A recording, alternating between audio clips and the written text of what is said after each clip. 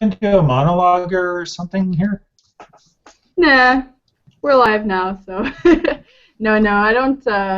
Well, I mean, I just want to talk a little bit about lifestyle choices and things because just interestingly, I go through depressive bouts here and there, and especially in the winter months. But sometimes it happens in the summer too. But I've noticed that I really started to make more goals, like fitness goals, and just like trying to lead a healthier lifestyle and eat more plant-based and stuff like that. And my mood has just been so lifted. It's like good. And when that happens, I feel like you just want to continue on that path. Can any of you relate to that kind of nutrition or lifestyle affecting your health? Yeah, totally. Uh, Take your meds on time for me, and eat right. Avoid oily food and avoid non-veg too much, and avoid the decalcinating of the pineal gland or something. So avoid calcium, and that's supposed to be good. Alkaline-based diet. My dietitian's got me on that, so Oh, so you see that's a very important. dietitian? Yeah, That's good.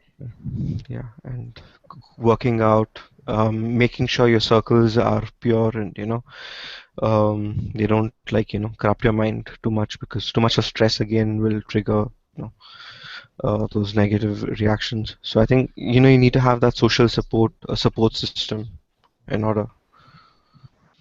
Yeah, and Awesome. self-love, all that. Yes, self-love, definitely. That's Woo, okay, cool. I'm back. Had to get some food. Welcome back, Hannah. We're live now, so we're just chatting a little bit.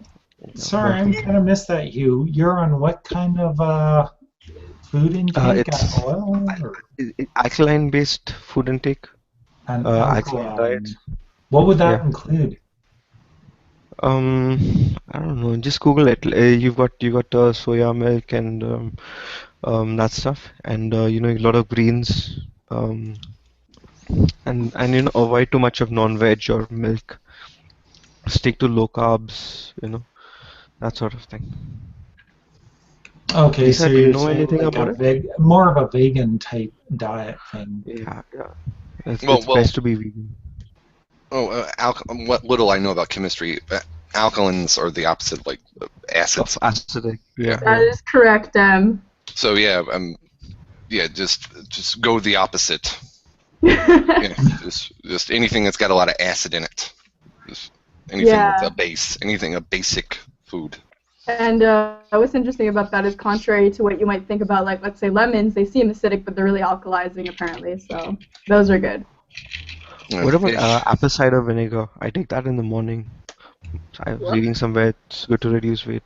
It helps reduce weight. Yeah, it's good to just balance your body's chemistry, apparently. I mean, I don't know, I have it too, but I use it for salad dressings and things. But I've actually Yeah, been me eating too. more like high carb lately, but not and just like watching my oil consumption, because you know how easy it is to make a stir fry, so then you just be like, oops, and then pour like half a cup of oil when you're making it. It's like Yeah. a little more important to be conscious of those things, I think, and just try and get in as many whole foods as you can. So that's what I've been trying to do recently, and be more aware. It's not so much like saying you can eat this, you can't eat this, but just be aware of what you actually are eating instead of just being mindless, or else that's usually how you gain weight. If you're just like, oh, I'm not thinking about how I'm eating, and I'm just gonna not be conscious of it. Like I'm an emotional eater, so I also need to stay away from sugar, because that's very addictive.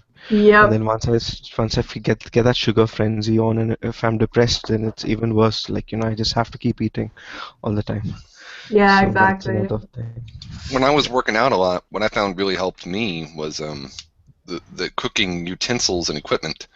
Get non-stick frying pan. Yeah. Yeah, Then there's no need for butter or oil or any of that. And then yeah, use wooden like spatulas, wooden spoons, so you don't scratch it up, and so you don't yeah. get any melted plastic or anything like that. Yeah. Yeah. And also, even apparently, even using the microwave too much is not very healthy. So Well, what of does course. that microwave thing do? Like what do they say it does? I don't know too much, but like I noticed that like some people they did an experiment where they took microwaved water and then they kept watering the plants with it, and in 10 days those plants died. So it's generally very bad for you. Oh Is no! it because the water was hot, maybe? I don't know about saying. it, but yeah, I just read about it, and Because I then know that when you water flowers and then the sunlight hits them, they can kind of crisp up and then die. First-hand experience here in my little like planter. I'm like, damn it, there goes my pansies again. So yeah, yeah. but then I don't know. Sometimes I don't feel too great after eating a lot of microwave food, and I feel a lot better. So you can just like there's that feeling test or something, right? You do something, and depending on how that makes you feel, you should stick to it or you should chuck it. And I think microwave food is not very good, so I try and avoid it. I just cook my food or whatever. Yeah, that's good. I just wanted to add a little bit. Eng Doctor, who's someone who I speak to on here, he's asking a little bit about supplements and vitamins. Do you guys believe in that? Do you take any? What are your thoughts on that?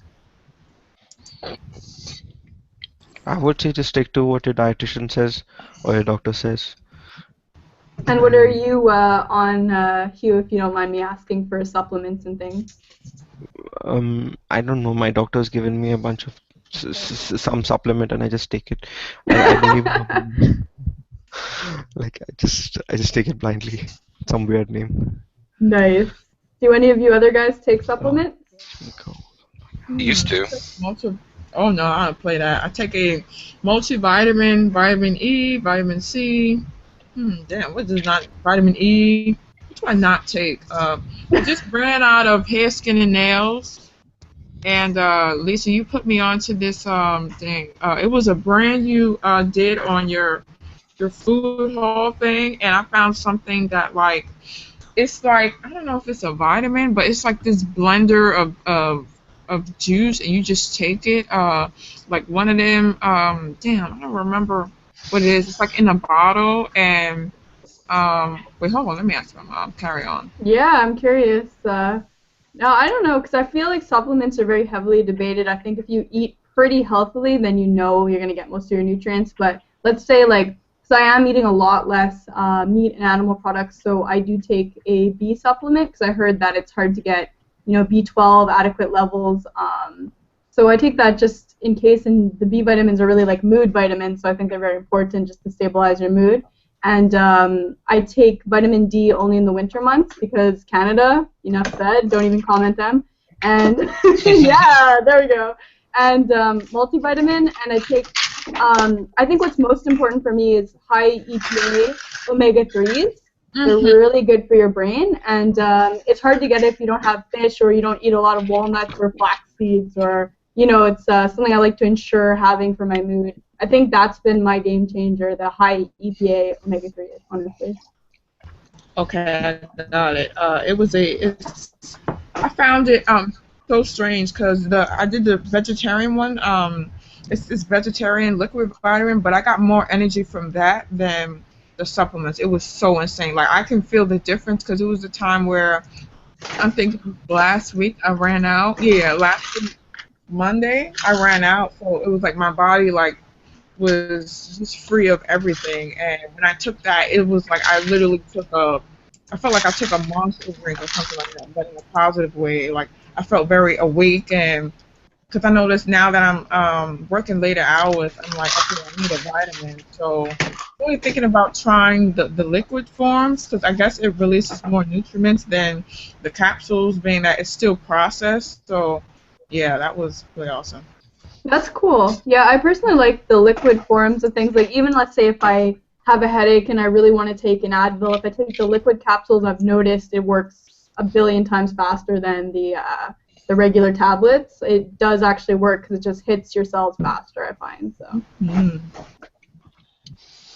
Well, back in the day, and I know I'm not making fun of Canada, when I was working in Alaska, I worked out in the wilderness, and so we had to pack our food, and so we would pretty much just pack oatmeal, rice, and beans. Yeah. And, I found a good cheat was buying vegetarian vitamins. No, I can't. I tried to get back into working out like 6 months ago, and I wanted to start the same routine. I went to GNC, and GNC no longer sells the vegetarian vitamins that I like. But those worked fantastic. And my system was I would wake up, drink a liter of water, take a vegetarian vitamin, eat oatmeal, pee, and then keep drinking water throughout the day until my pee had no color, and then I could just sort of knew I was fully hydrated and all the excess vitamins were out of my system. There was nothing left over sitting around, and I could work an 8-hour day, and I'm talking work. Yeah. And all I needed was rice and beans and oatmeal, and it was just boom, perfect. The only problem was there was a social side effect where people thought I was a vegetarian, and so Oh, for shame. well, I find especially in Alaska, where everyone kills things. exactly. They live off of like blubber up there. No, I'm kidding. But kind of. But anyways, no, I know what you mean, and I find it kind of sad how there's such like a stigma with people that say like I'm vegan and they're seen as a cult, or I'm vegetarian, and I think it depends. If you're preaching a lifestyle to people, like if you're Freely the Banana Girl, I think that's one thing. But if you're just kind of following it yourself and you feel good, I think you got to tune into your body and realize like what works for you and what doesn't. So. Well, I would have recommended that if GNC still sold that brand, but I guess I don't know. That's vegetarian vitamins. You can't go wrong, and then it's a one-hit wonder, and then pretty much your body's gonna urinate out everything it doesn't need. Yeah, because they're all water soluble, so there's no issues. But yeah, I think I don't know. I'm trying to go vegan. So this is what's been going on. So like I think the last 6 months, the last 6 months I haven't had like the beef, like hamburger meat or anything like that. And I don't know, it's just really strange. I cook food now. I don't eat out mostly, and I noticed how I have more energy. Like now that I'm incorporating more veggies and the vegetarian thing, and yeah, it's really strange. And now when I eat meat, it tastes weird. Like it's like it's so strange. I'm like, wow, this doesn't taste the same, and my body just doesn't like it either. It's like blah. Like I feel really, really bloated and stuff like that. So it's definitely a change. But yeah, I've been addicted to smoothies. Like they say, your bananas, and I think we have a blender, and it's like awesome too. And then like I found out about the 99-cent store. They sell those little cups things, and I've just been smoothing in and out, like in and out all the time. So that's awesome. Yeah, I've been doing my morning smoothies again, and it feels good. Like I just make a green smoothie, and I make the same thing every day now. And it's just I blend up some kale and some water first, so that it kind of like, because like kale takes up a lot of room in your blender cup. So like I use the NutriBullet, so there's not that much room in that thing. So I push it down and I blend it so that it shrinks up, and then I do usually 1.5 frozen bananas, some almond butter, some flax seeds, a little bit of almond milk, and some cinnamon, and it's really, really good. See, I'm too lazy to jazz it up like you do. Oh, like, but it's fast. It's fast. When you get into a routine, honestly, it makes a big difference. And I drink a lot more water now because I add like lemon to it, or sometimes orange slices, and I make it a little more flavorful, you know. So. Yeah. So I was like, okay, my problem is I need to learn how to add toppings. Like I'm just like a plain Jane, and sometimes it could be taste a little bland. So I was like, okay, why not? I'm thinking about purchasing some maybe almond milk and some nuts and berries or something. Put it on a topping, whipped cream. Yeah. Like let's jazz it up. You know. Yeah. Sometimes I just feel like giving in. Like, oh man, this is horrible. What did I make? I made a sweet potato smoothie, and then what I had like baked I melted it with cheese. I made potatoes, like I made it like a lasagna, but it was really good. I was like, okay, I'm doing okay, but I just gotta jazz it up. I'm learning. Yeah. Thing going good.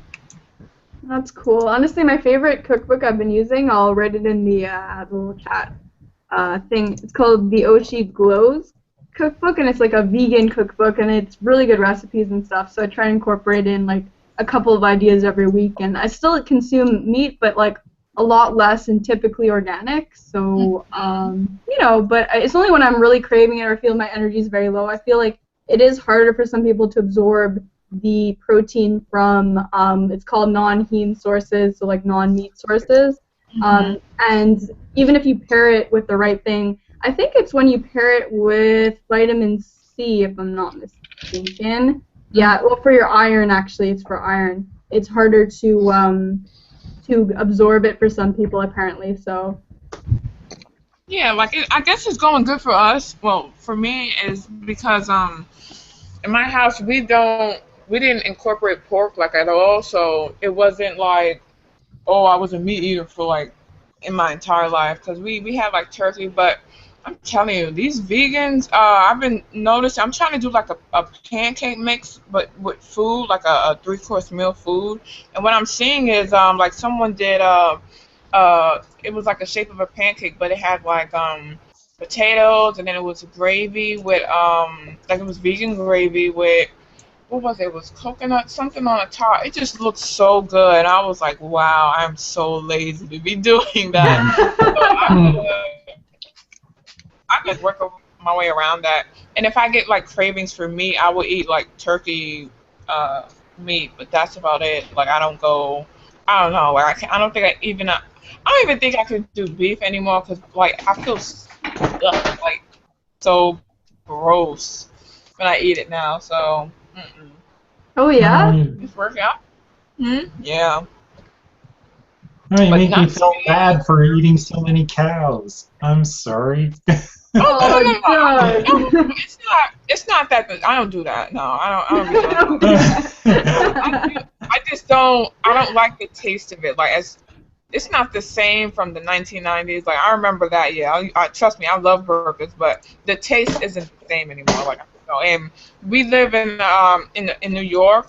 The meat is horrible here. I mean, like if you eat something in let me see, California, and then you come here and you eat a burger, like it's just really gross. And then by my market, we get they sell cheap meat. Like it's cheap, but it's like the only thing good is the steak, but like burger meat and stuff like that, it's like one of those things where you got lucky, like, oh, that meat's good. It's like one of those because we Oh have like no. herbal, yeah. So it's really gross. So I was like, okay, let's try the vegan thing, and that's the only thing that's working for me. I eat fruit, and if I get cravings, I eat turkey meat, maybe turkey franks. That's about it. But Yeah. burger meat and ugh, it's so gross. And you can find pretty good like alternatives, you know, like I love veggie burgers personally, like mushroom and rice ones are so good. And you can make your own from scratch too, so or black bean burgers are really good too. So you know, there's ways around it, and what I've been trying to do is kind of imitate restaurants and stuff. So you know, like the restaurant Chipotle, we don't even have that in Canada, but You don't have a Chipotle? I know. I feel so deprived. We need to invade. We need to invade.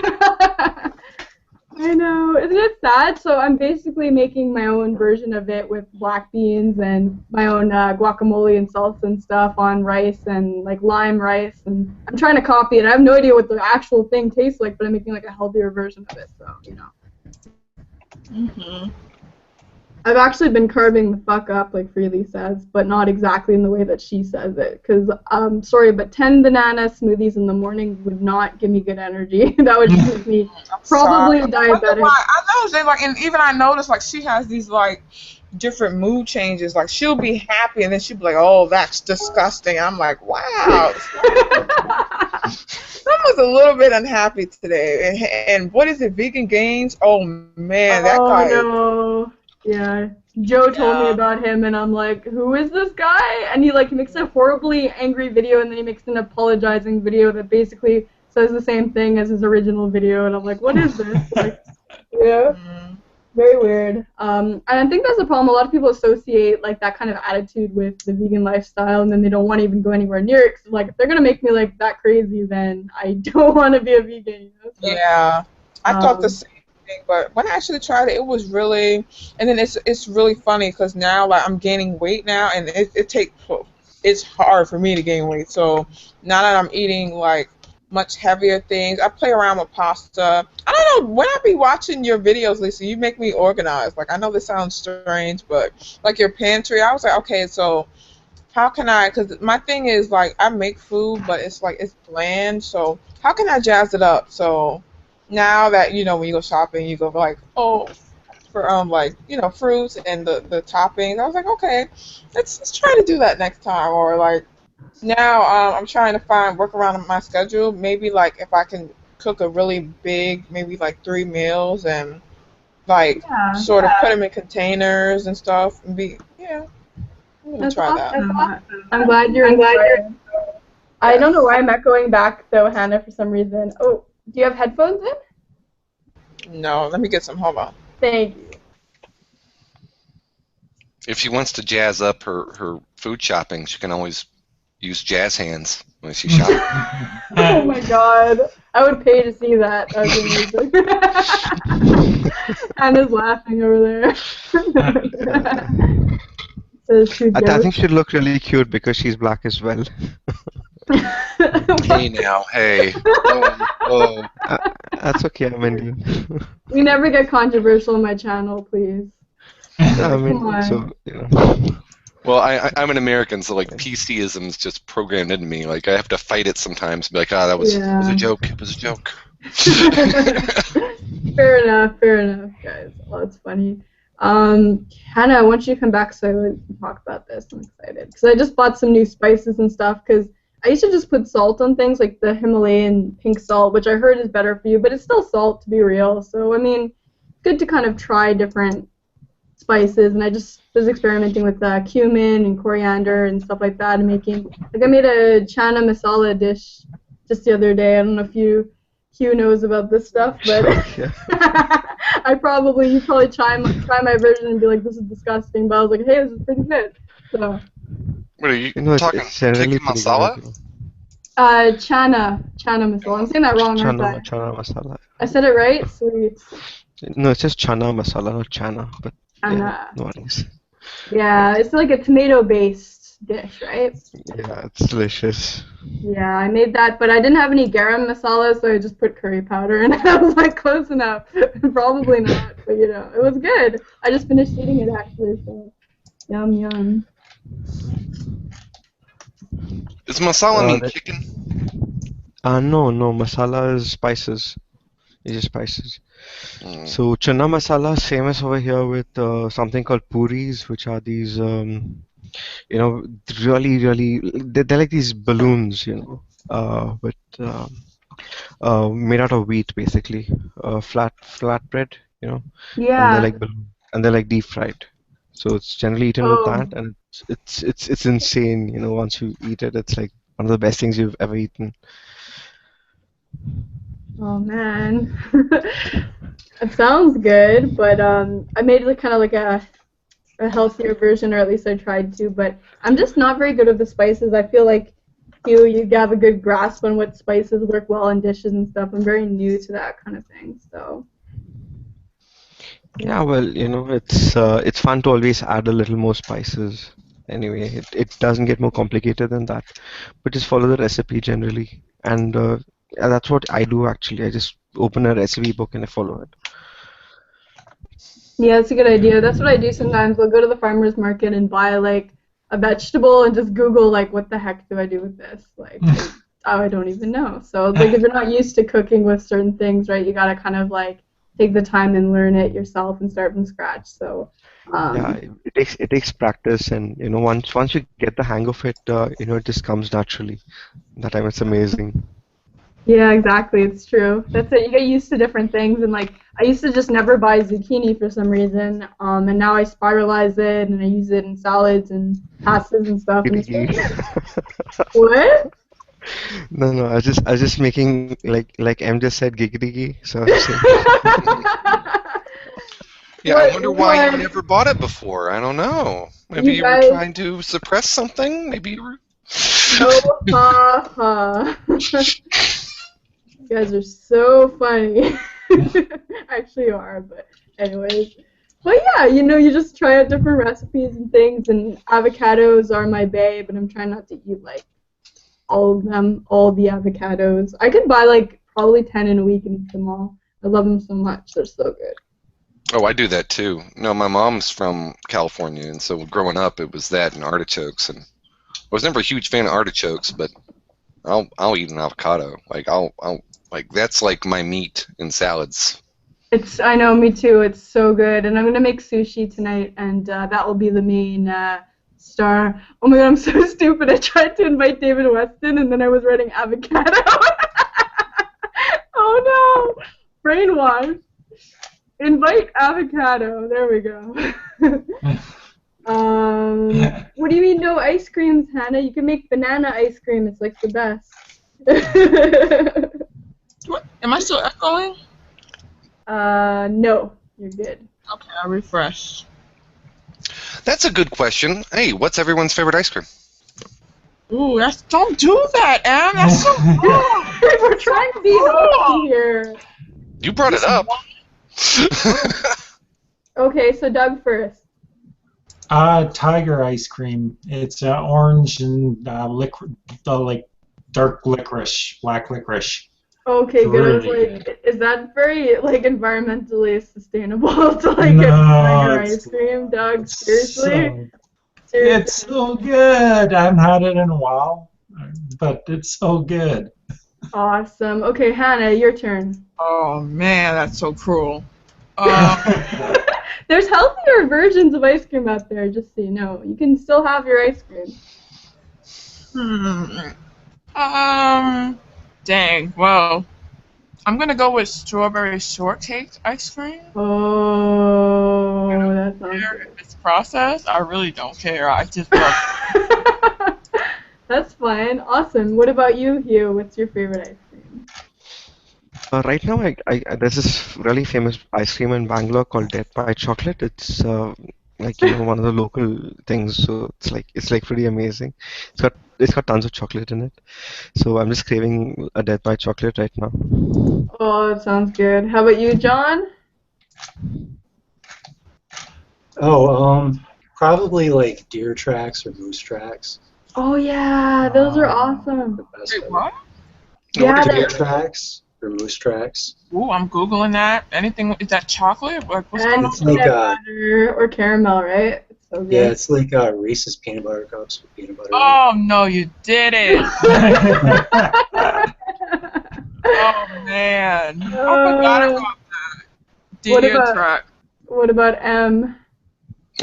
Mint chocolate chip. Oh yeah. Yeah. A classic. And Merlith, you can write in the chat or you can speak whatever you want. And actually, I think mine's also mint chocolate chip, dude. Hey, But- the Americans and Canadians don't have so much difference. Yeah, I know. Maybe we can get along. But also, cookie dough is up there too. Cookie dough is like his life. So, David Weston, what's your favorite ice cream? Uh-oh, he's Go on. he muted himself. Unmute. He's back. That's He's something back. to think about. It's not a game. What? Can you hear me? It's a Okay. serious question. David Weston, what is your favorite ice cream? And welcome to the chat. Ice cream, mint chocolate chip. Oh! Okay, I have to speak up. Mint and chocolate do not go together. I'm gonna I'm crazy. They Mint do. chocolate.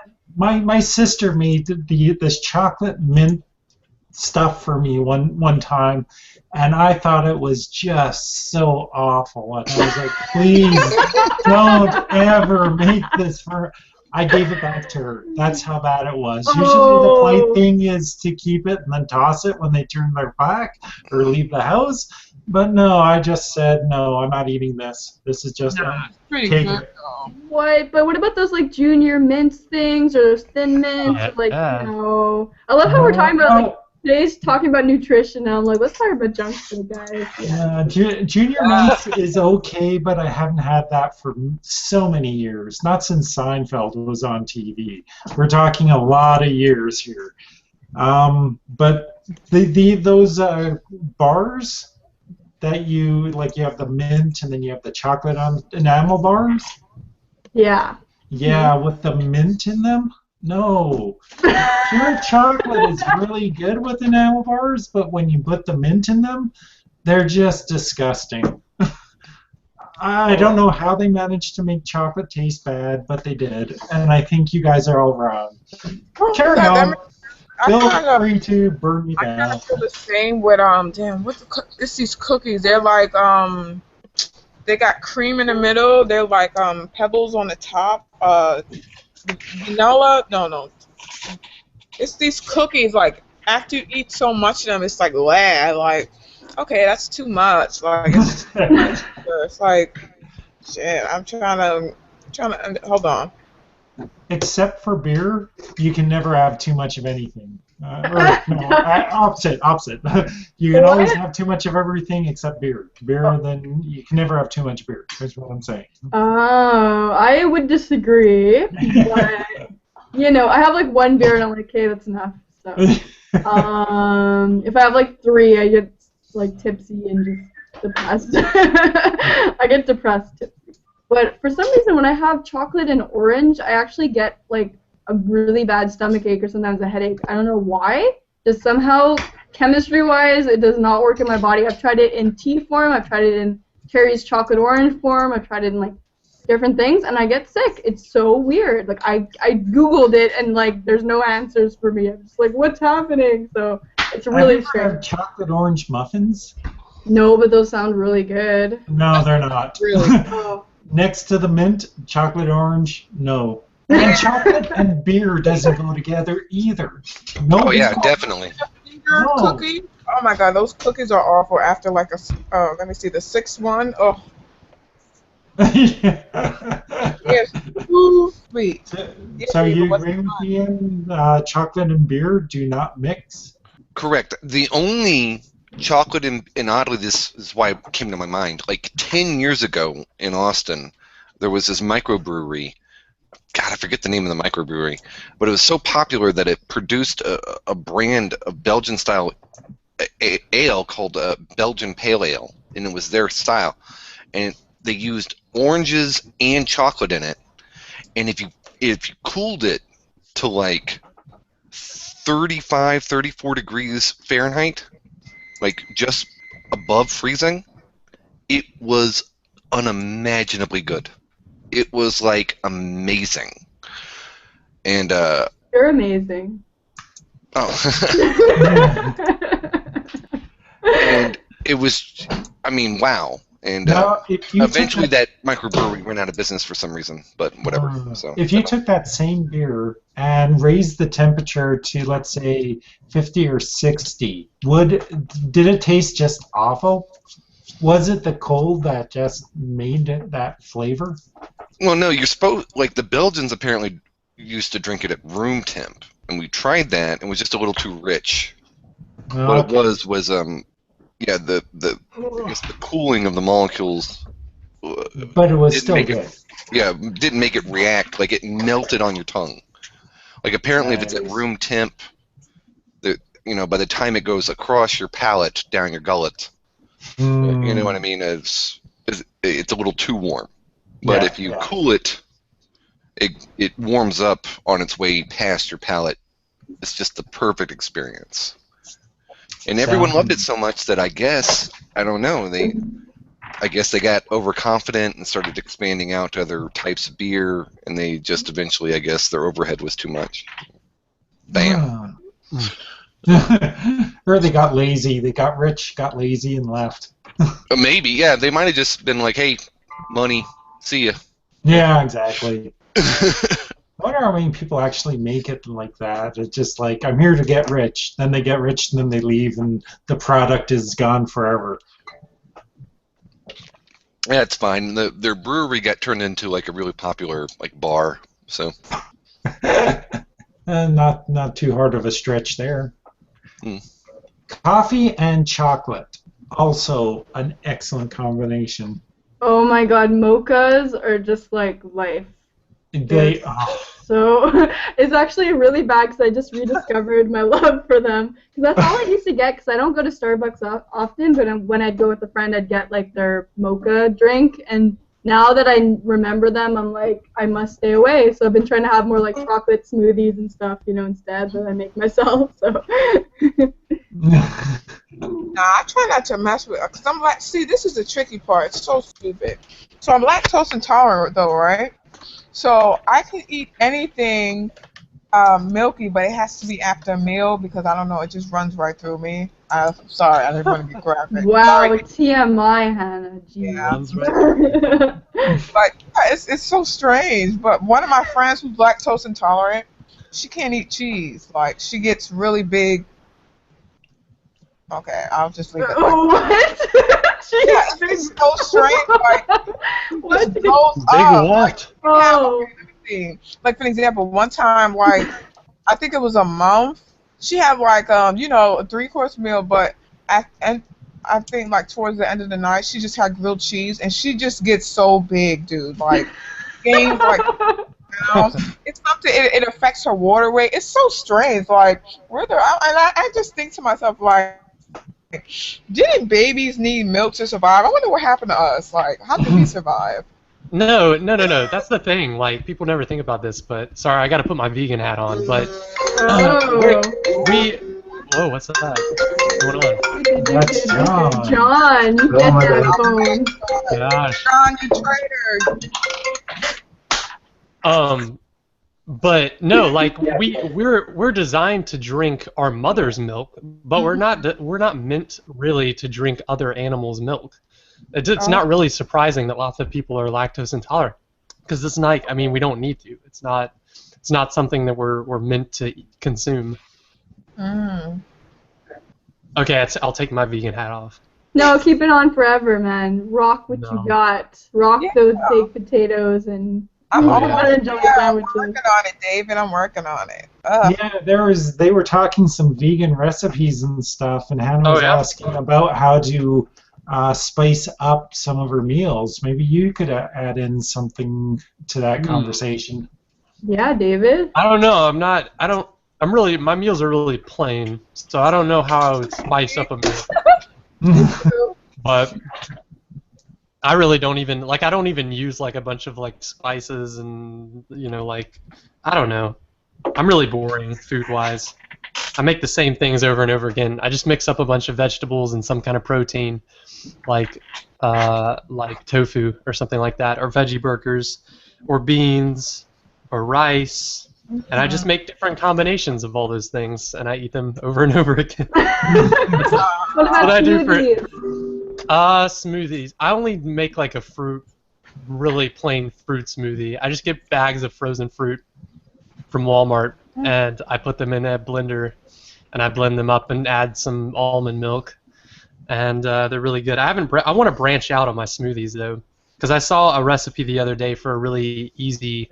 I think it was on Vegan Gains channel, but like it was a really easy like chocolate kale smoothie that looked really good. So I need to try that sometime. Ooh, chocolatey. Yeah. Like it was this thing. I don't remember her page on YouTube, but she made a mango smoothie. But she took like coconut. She put in like ice trays and like she froze the ice, and like when she woke up the next morning, she put like she poured out the mango smoothie, and then she took those ice cubes, those coconut milk, natural, and she took them and put it in the smoothie, and then she put yogurt, like she froze yogurt, and she put it on top, and she like made it look like one of those hot fudge sundaes, and she put like whipped cream and nuts on it. It looked so nice, and I was like, damn, that looks so good. She topped it off with coconut, the little toppings. Oh man. I'm sorry, that sounds like it's going to take 2 hours to make and Yeah, 30 seconds to It was eat. like an overnight. Yeah. Yeah, that's the problem with like bulk cooking. Like I'm so lazy. I want my food to be done and like I want to be all my food prepared in like 10 minutes and then eat because yeah. David, I have a If I'm channel for not you. preparing. What is it? I'm gonna send it to you. Just keep going. For me, what is it? Yeah. That's the issue I have with. That's top You secret. have the pan, you throw the pork chop on, you walk away, 20 minutes later you walk back, you flip Yeah. it, you walk away, you come back 10 minutes later, and you eat it. Simple. It's just Wait, that's a pretty- so simple. Wait, that's a pretty big pork chop, man. Well, yeah. I like to have my pork chops burnt on the outside, and just kind of white on, like just a little sliver of white in the middle, and then burnt on the other side. And I like to have the fat of the pork chop kind of burnt too, almost like a bacon. So you really have to put it on for a long time. I don't like to have my pork chops like really soft and chewable and stuff. Oh no, you just said three things that I could totally twist. But no, what's going on? Oh, go ahead. We don't have the MGTOW people to twist it, so No, but watching like your MGTOW. But Cheap, lazy vegan. Yeah. That's perfect. That is perfect. They're actually What? really good. I've been following their channel for a little while now, and I'm they're good. subscribing. Yeah, I was like, perfect. Sounds like a good lifestyle. Yeah. You gotta be like, you see Freely, it takes like an hour cutting up like her fruit and arranging it, and it's like, so if you're doing like the raw vegan thing, I feel like you're eating all day nonstop, and like you don't even have time to like have a job or you know, 'cause she works from home, you know. So I mean, she can do that. So if you work from home, by all means, yeah. yeah, But see, that like, actually makes sense though if you're a vegetarian, like because in nature, what is it? Herbivores spend most of their time eating, Yeah. whereas predators spend most of their time laying around sleeping. Sort of, I'll just get up whenever I'm hungry and go kill something. But herbivores spend most of their time, you know. well, meat takes a long time to process in the digestive system, doesn't it? Mm-hmm. Typically. And it lasts, like, if you eat a pound of meat, it will last you days. Or at least it lasts me, well, a day. But I work out a lot, so. Yeah. I think it's important, like, to just work around your schedule. Like, even with the girl, like, she has a 9-to-5 job, but what she does is on her off day, she goes shopping and she prepares everything. Like, I don't know, maybe she suffers with over OCD. I don't know, but this girl is so organized. Like, she cuts up all her food. She just does everything in a week's amount of time, and then when she runs out, like I think it's that. But she has like one of those career jobs. It's like 9 to 5 from Sunday through Friday, and then Saturday, like she goes shopping and makes all her food. Like who does that? I don't have time for that, but I do want to work around that. Like it's so hard. I've heard of people like preparing all of their meals in one day and then having their all of their week's food all ready to go. It's kind of a cool idea. Vincent does that, and he has a whole series of videos on how to do that to help instruct young men on how to do that. Oh yeah, that's cool. Yeah, That's cool. And he can get it down to like 20. If he really tries, he can get it down to like $20 for the whole week. What? Wow. Yeah, it's no joke. Like she, especially in our markets, like they love. I mean, our fruit is that's the only thing I like about them is the fruit. But you can save money. Like people at my job, they be coming in with no shame, Ziploc bags, and trying. But I don't know, Panera. Oh man, I just discovered that place. The yogurt is out of this world, man. I just want to do a backflip. I was just so happy.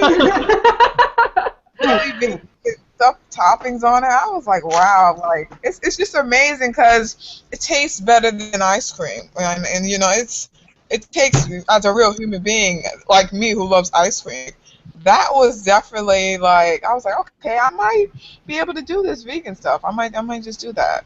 I had vegan ice cream for the first time the other night. It was really good. It was mint chocolate chip too, and it tasted great. I wouldn't have been able to tell in a blind, taste test whether the difference between this vegan ice cream and regular ice cream. It was good.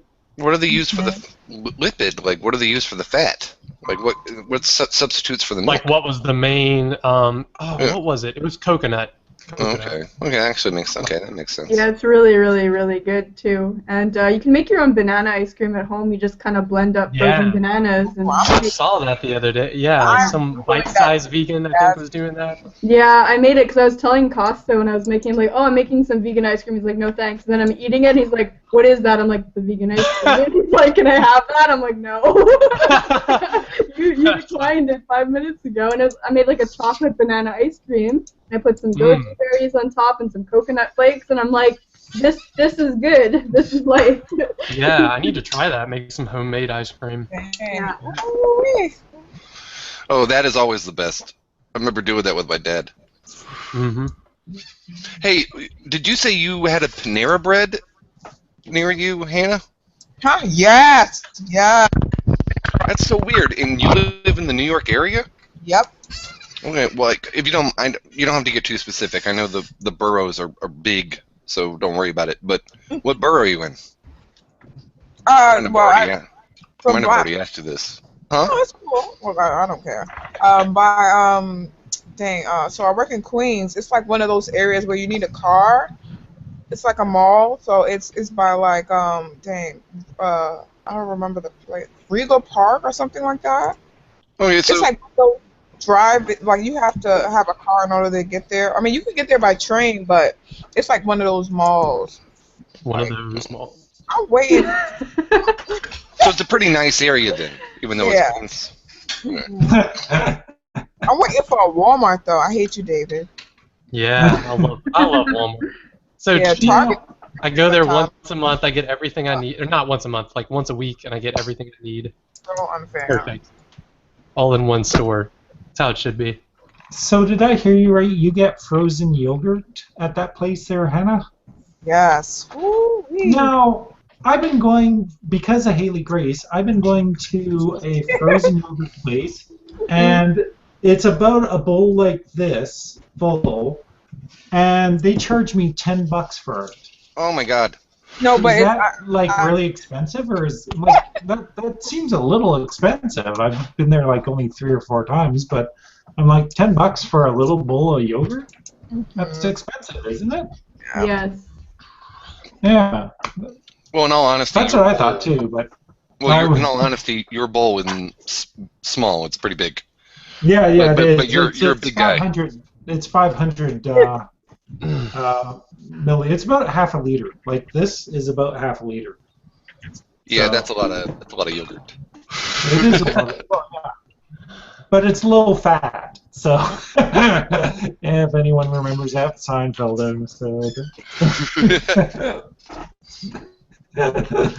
But yeah, I guess So- around here at the last self-serve yogurt shop I went to, that would have been about maybe $7.50, $8. So it's roughly the same. Yeah, okay, so I'm not getting totally ripped off. I'm not a total noob about it. Anyways, this is how fast it is to eat a piece of fruit.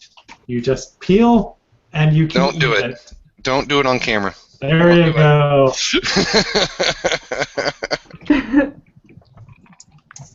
So that is a little easier than cooking a pork chop, but not much, and a lot less taste. I'm just saying. I just like Panera because like they have serving sizes. You can get small, medium, large. It's like, but like if I go to like Dunkin' Donuts, like I'm okay. So I'm slim frame, I'm skinny, but if I eat too much, it goes straight to my thighs. Like once I feel the circulation of my underwear, like.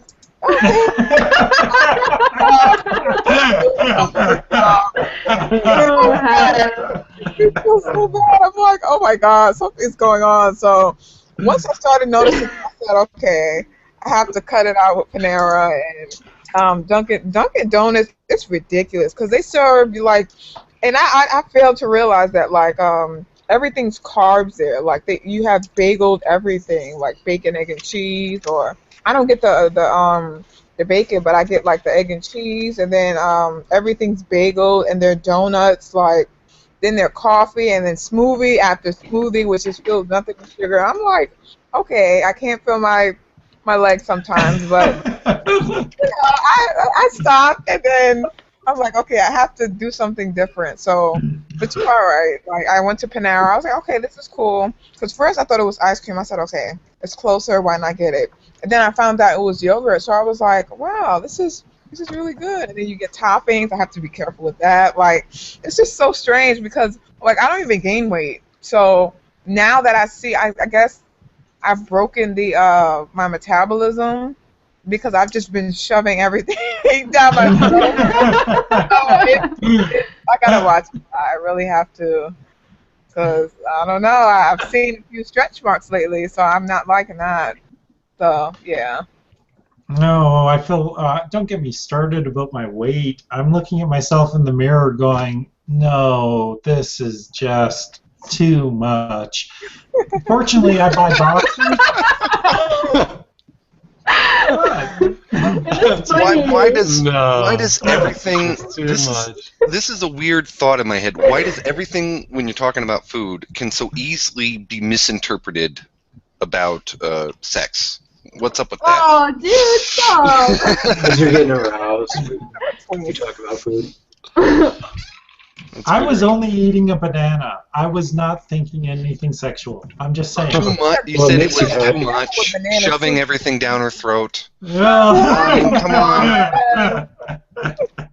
Hashtag MGTOW problems, right?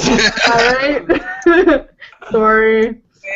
No, but bananas can make you nuts. You got to be careful, especially freely. Like I don't know what maybe she vomits after or use the bathroom. But bananas, that's all I've been eating, and I've been really seeing new stretch marks. So All you're eating is Yeah. bananas. I don't understand what's going on with me, but But Hannah, like freely, I'm pretty sure, I could be wrong, but I think she like exercises a lot. She pretends like she doesn't, but to be her size and be having 10 bananas a day, I don't care where your calories are coming Yeah. from, calories in, calories out. It honestly, it's just math. It comes down to the science, and that's why these diet fads frustrate me. And then the goal is to have like such low fat or no fat, because her logic is the fat you eat is the fat you wear, which is false. And honestly, I mean, there's different types of fats. Some are healthier for you than others. Like, avocados have great fats in them. So I would never go on a diet that's like, you're never allowed an avocado again. I'd be like, excuse me, I'm leaving now. Like, yeah. And then like I was shocked. I'm like, dang, she has like a strict, like even when I notice about like being vegan and stuff like that, it's like you have to like play around with things. You can't. I mean, 80 bananas a day and. Like, That sounds like, why would you do that? I don't understand. That sounds like a psychosis. so painful. Like I would have been gave in. Like okay, I'm not. Just eat a variety. I mean, is the key. I would think, especially on a vegan diet, because like But maybe and she just likes it though. Like maybe she, that gets the gears going. Like yeah, but you're not I mean, she eats other stuff though, right? I mean, she's Yeah. not eating 80 bananas. About to say. yeah, but then she eats like a kilogram of potatoes for dinner. So, Her natural enemy is the banana tree. That's what it is. Yeah. oh man, but She actually, hates bananas. the bananas are on. Now I'm messing with her. 80 bananas a day. I thought Oh. Why would you do that? anywhere. That way, when I stop feeling my legs, I'll stop eating too. That's a great diet plan there, Hannah. I'm definitely going to her go with diet. that plan.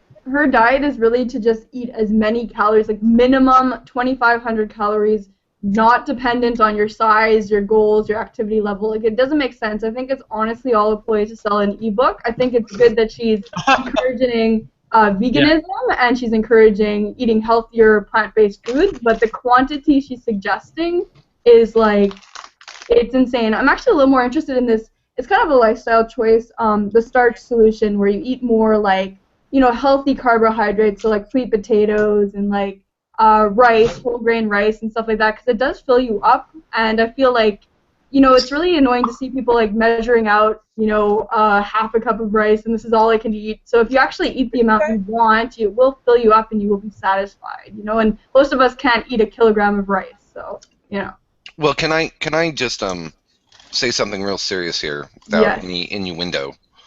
Right? Look, No, I like And the it's not a- feeling it's not a you have to MGTOW be problem. Satisfied. You have to say yeah. something Most like that. most MGTOWs really don't honestly don't have a problem with that. I don't know where that stigma comes from.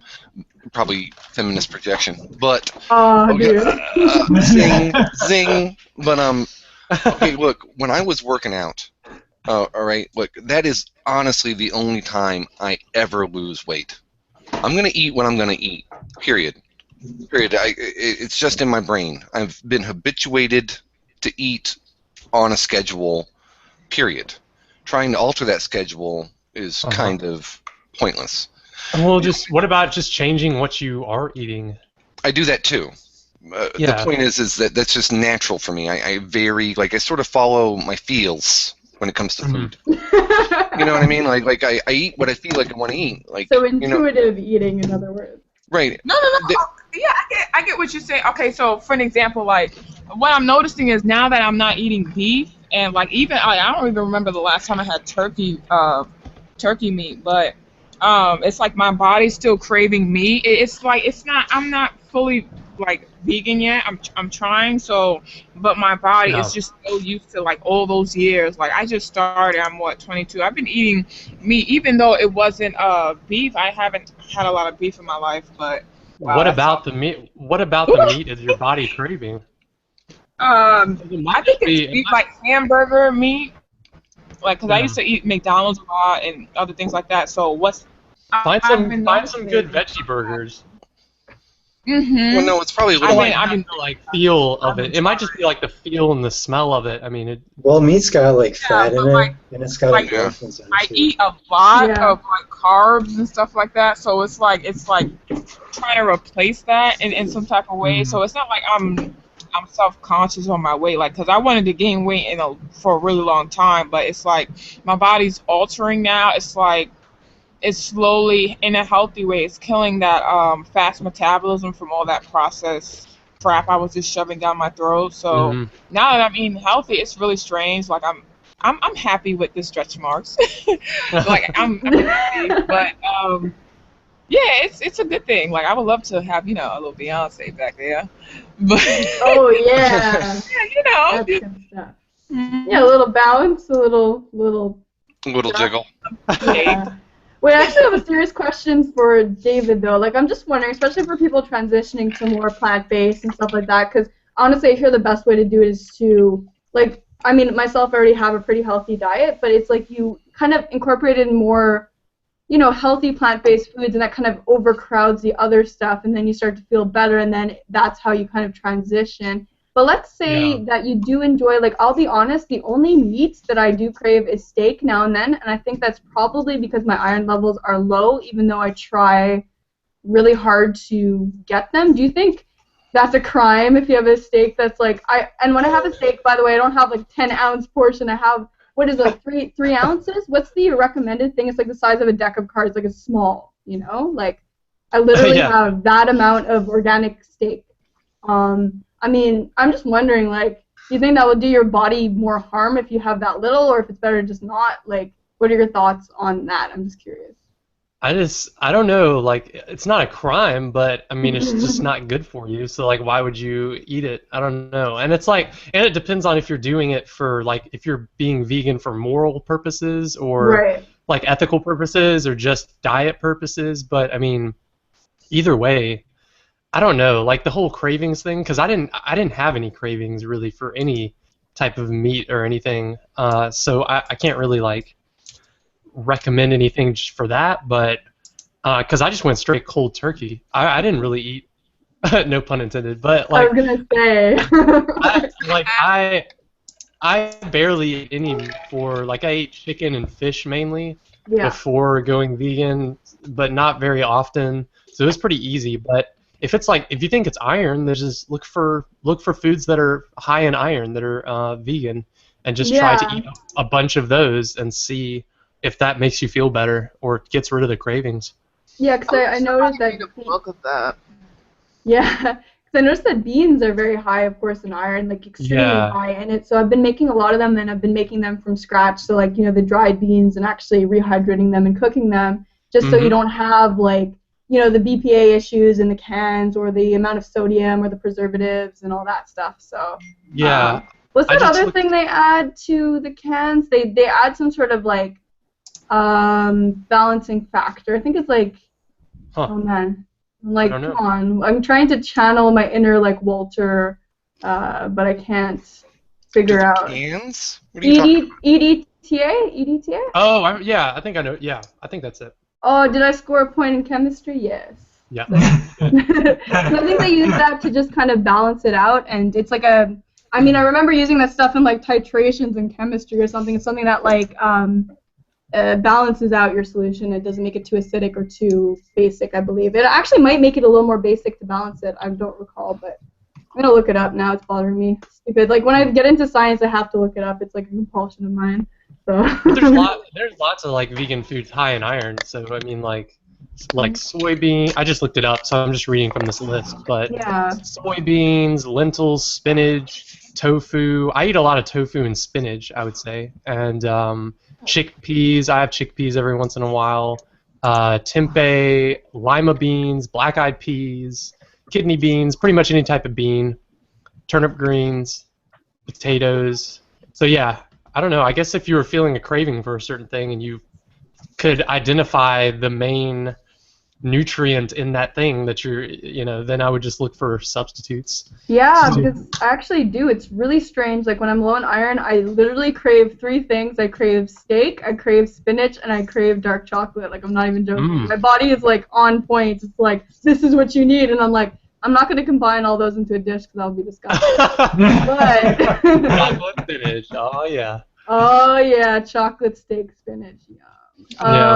But anyways, I don't know. Like honestly, red meat's the only thing I crave. I never crave chicken. I never crave I crave sushi. But if I make a vegan sushi or a vegetarian one, I don't feel like I'm lacking anything. But sometimes my steak craving is like really strong and it's very weird. So I'm thinking about maybe trying an iron supplement even because I know that's even more intense. Because a lot of people are anemic. A lot of girls get anemic even on vegan diets because you know what girls deal with every month, and it's not just mood. So, yeah, you gotta compensate. Yeah, you gotta iron the fuck up, you know. Iron it up. Hold on, can I make it real quick? Yes. Isn't a vegan sushi called a salad? Oh, dude, you just killed me. Salad. Were you trying to be French there for a moment? Oh, yeah. Was I trying to be what? French. Very sophisticated. No, SpongeBob. SpongeBob. Once upon a time, a long time ago, I saw a SpongeBob episode High, and it was the episode where a female co-owner or something came in, and she wanted to introduce a product to the burger joint called a salad. And then he asked Mr. Crab what a salad is, and he goes, "Well, SpongeBob, salad is like a Krabby Patty, but without the bun or the patty." SpongeBob goes, "Why would anyone want a Krabby Patty without the bun or the patty?" And That's so funny. Salad. What's a salad? So funny. Yeah, it's funny because sushi literally does translate to raw fish, doesn't it? So it's kind of ironic that everyone uses it in these terms, right? So I had a really good. Yeah, I had a really good vegetarian sushi, like a month ago, and it was really good. It had tofu in it. I think that's what it was. It was tofu. Oh, I make the best one. Now, this is my favorite combo, guys. This is insight into the best sushi you can make. Because I make it at home. I'm going to make it tonight, actually. I make my own miso soup because I love that, and it helps you digest, too. And you guys know the reverse sushi rolls that have the rice on the outside? No. It's exciting. It's very exciting. I know I'm like blowing everyone's minds here. You guys are like, who cares? Get to the point. But anyways, I actually found these like I try not to have too many processed things, but they have like these shrimp that are vegan shrimp, and they're made out of like soy protein and stuff, and they're really good. And so my favorite is a reverse roll with that, spring onion and avocado. It's like, yeah. I'm just thinking like, can I have dinner now? It's so good. It's so good.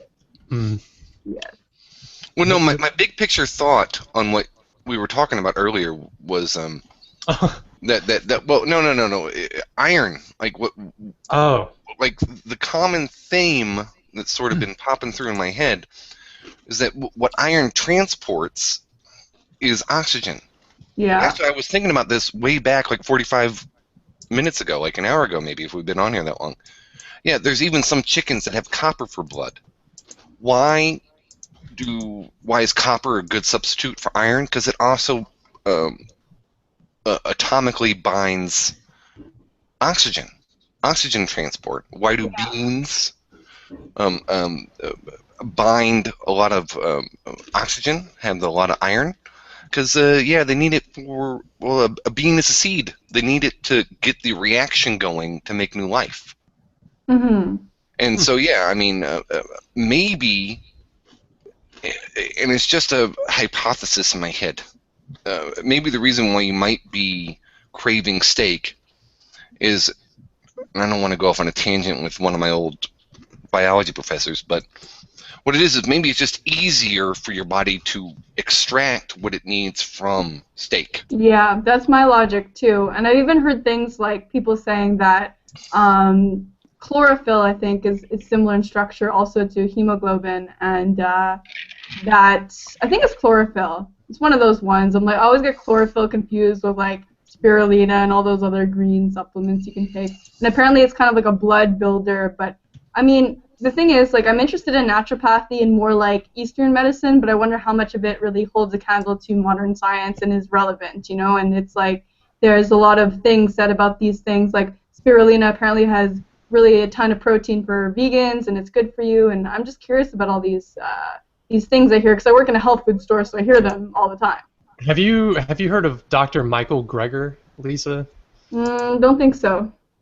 He's a big advocate of plant-based diet, but he's got a website called nutritionfacts.org, and like if you type in like any nutrient or vitamin, like he'll have like several videos on the best ways to get that in a vegan diet. And it's like all the awesome thing about him is like everything is research based, and like his videos are just basically he's talking over slideshows showing the quotes from the research studies, and like everything is super research based. That's what I like about him. But he's got a YouTube channel and everything, and I don't know if you're interested in like the research behind, you know, like why certain, you know, why a plant-based diet is better, you know, healthier than other diets, then I would definitely check him out.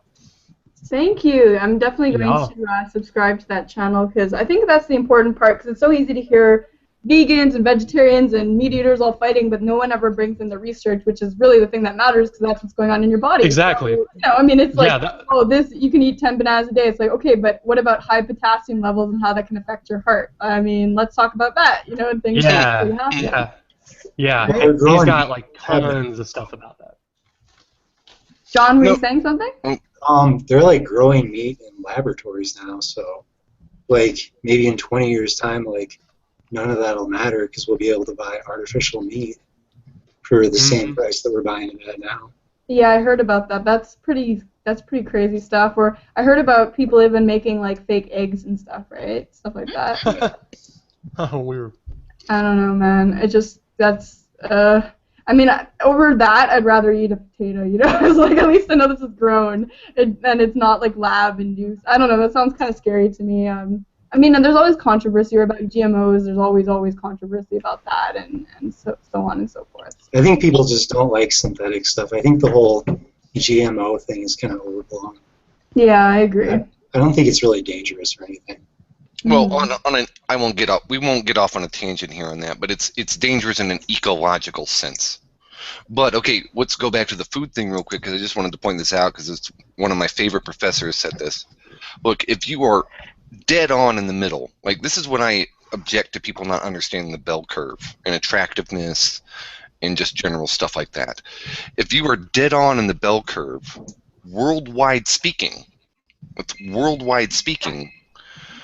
you should only be able to require to survive healthfully rice, and I forget the specific species of bean, but there's a bean that combined with rice and just, you know, river water, like just straight water that's not distilled, those three things after you're 25, after you're an adult, should sustain you for the rest of your life with no need for any deviation. The problem is that no one falls exactly in the middle of the bell curve. All our bodies process certain things better and other things worse. Like some people pick up potassium better. Other people pick up potassium worse. You know, iron better, iron worse, etc. And so what it is, it's kind of like a pregnant woman. You know how pregnant women desire or have cravings for certain things? Yeah. Well, that's because there's two individuals in one organism now. There's two organisms in one sort of digestive system. And so what's happening is there's two competing organisms that are differentially processing nutrients. And that's where the cravings come from. And so that's why you have to eat what you feel. Because you don't really know what's going on, but your body does. Yeah. And no one, like, we haven't gotten the science of DNA down to the point where we can tell you where you fall on the bell curve. We're getting there, but eventually we will be able to say, hey, this is probably your best food profile. You know what I mean? Yeah. That's what I want to take a blood test at some point this year so I can actually see, if I'm deficient in anything and stuff. 'Cause I've just heard a lot of people doing that. It's like or vegans especially, because just to make sure you're not deficient in like, any of the vitamins or minerals that you really need. So I'll probably do that. Well, everything in moderation. I'm just saying, like, when that female professor told me that, like, well, technically, we should all be able to survive on just these 3 things. Yeah. But in reality, no one does. So, Yeah. like, in reality, yeah, no one actually does that. And if we all did, well, then the Earth could be sustainable to, like, 40 billion people. Mm-hmm. Like, we could just keep a bunch of cows just for, out in the wild. You know what I mean? Like, we don't have to farm them to death. We could use that land for better purposes. Like, Yeah. if everything was ideal right down the middle, then there was no diversity. Then, yeah, we could have a perfect world. But there is diversity. Diversity is like a double-edged sword. Yep. You know what I mean? Yep. Yeah. And so, Well, I gotta get to work, guys. Sorry. Alright, no problem, David. Thanks for coming by. Yeah, this is cool. I will be back next week. Sounds good. Bye. see ya. Bye. So, I hope he puts his shirt on before he goes to work. you know he won't. He actually works from home now, so. But I want to add to your point. Honestly, the thing that bothers me more than anything about these kind of things is the ecological impact. That really does affect me, and like the carbon footprints and like the amount of methane produced and like all that kind of chemistry, environment stuff is interesting because I minored in environment and I took an interest in it. So that stuff is true. I mean, when you think about how much just the water consumption just to feed a cow and bring it up and all that, and the transportation and all this, it's very powerful stuff, Oh, America has been running on the Ugadala aquifer. Like, it's been running on its reserve banking system for decades. I mean, we're drawing more than we're allowing to go back in. Yeah. Literally, America's national debt is analogous to its water debt. Really? Oh, we're gonna tap out eventually. Yeah, of course. I mean, and I think the only reason why we haven't seriously combated global warming is because and this is not a conspiracy theory, I've seen the numbers, because I think Russia and Canada want that ice to melt. I think the rest of the powers in the world are like, hey, bros, we need your ice to melt. We need that tundra to thaw, period. We need it. We need it. And everyone goes, well, what about the oceans rising? It's like, well, we haven't perfected desalinization yet. So what we need is just melt from Russia and Canada. Yeah, if they can do the desalinization, you say? If they can do that, then that would be very good. That would be very beneficial, wouldn't it? But I wonder what happened to the oceans. I mean, they're huge, but I don't know. I have my fears. It's like every time there's a solution for something, there's more problems, right? So that's the thing. I find environmental sciences fascinating, but very, like, one of the most complex things just because we don't know the answers, and there's so many like synergistic problems, and so many feedback loops and positive and negative, and just it's chaotic. It's very complicated. Well, I, for one, as someone who's in Texas and has been for years, I mean, I know how the aquifer systems work, and yeah, we've been suffering under this. And once I found out that America has been just sort of putting water on our credit card, I mean, yeah, I mean, we're eventually going to have to do something about it. Yeah. Okay, a question for you guys. The fracking of the shale utilizes a lot of water that is so contaminated that they have to push down literally into the magna, is what I'm hearing. Is that yes, no, or am I just getting some really bad information? The water becomes contaminated. from the fracking. And it's really bad contaminations. It's not something you can actually easily regain the water from. And it's so contaminated that they push it way down into the earth. Right, yeah, it's just like throwing water into space. Mm-hmm. Which we Now, have is that- done. Well, But on a very tiny scale. now, is that true? And that is a lot of water utilization for that process. Have Relatively you speaking. heard? What do you know about that? Well, I'm in Texas, yeah. I mean, we've known that for a long time, man. We've been using natural gas and forcing it out, using a heavier liquid for a long time. The benefit to Texas is that all our fault lines are pretty much dead. Like there's a giant one going right through the middle that hasn't moved in thousands of years. So the reason why oil companies and gas companies feel free, or petroleum companies, I guess let's just cover them all, feel free to just sort of do what they want to do with it is because in Texas there's no observable effect. But you move further west where the fault lines are actually active, then the problem becomes more obvious, and then all of a sudden you have evidence. You know what I mean? Whereas in Texas, everything's sort of settled in. Well, when you start taking like millions of deciliter, whatever, however you guys measure it in the States, when you take like just millions of this stuff and you're taking it out of the aquifer, that is having a major impact. And this is non-usable water, and that fracking thing is insane, as far as I can tell. I just sit there and I'm just like amazed, and then I'm like, we're going to do that here in Canada too? That's like, we have all the water in the world. We have like, what, 30% of the fresh water in the world or something? Some insane amount? Well, maybe y'all do. I'm not sure about that. Yeah. But I'm agreeing with you on the wasting aquifer water, which is pure, fresh, sweet, crude water. I mean, it's just, you can drink it from the tap. Mm-hmm. And just throwing it on crops in the desert, shoving it into the ground to force gas up. Yeah, it seems like a dumb waste. But because of property rights specifically in Texas, it's a hard issue to solve. Because only Texas and Alaska are the only two states in the Union that joined the Union after the form of the Union.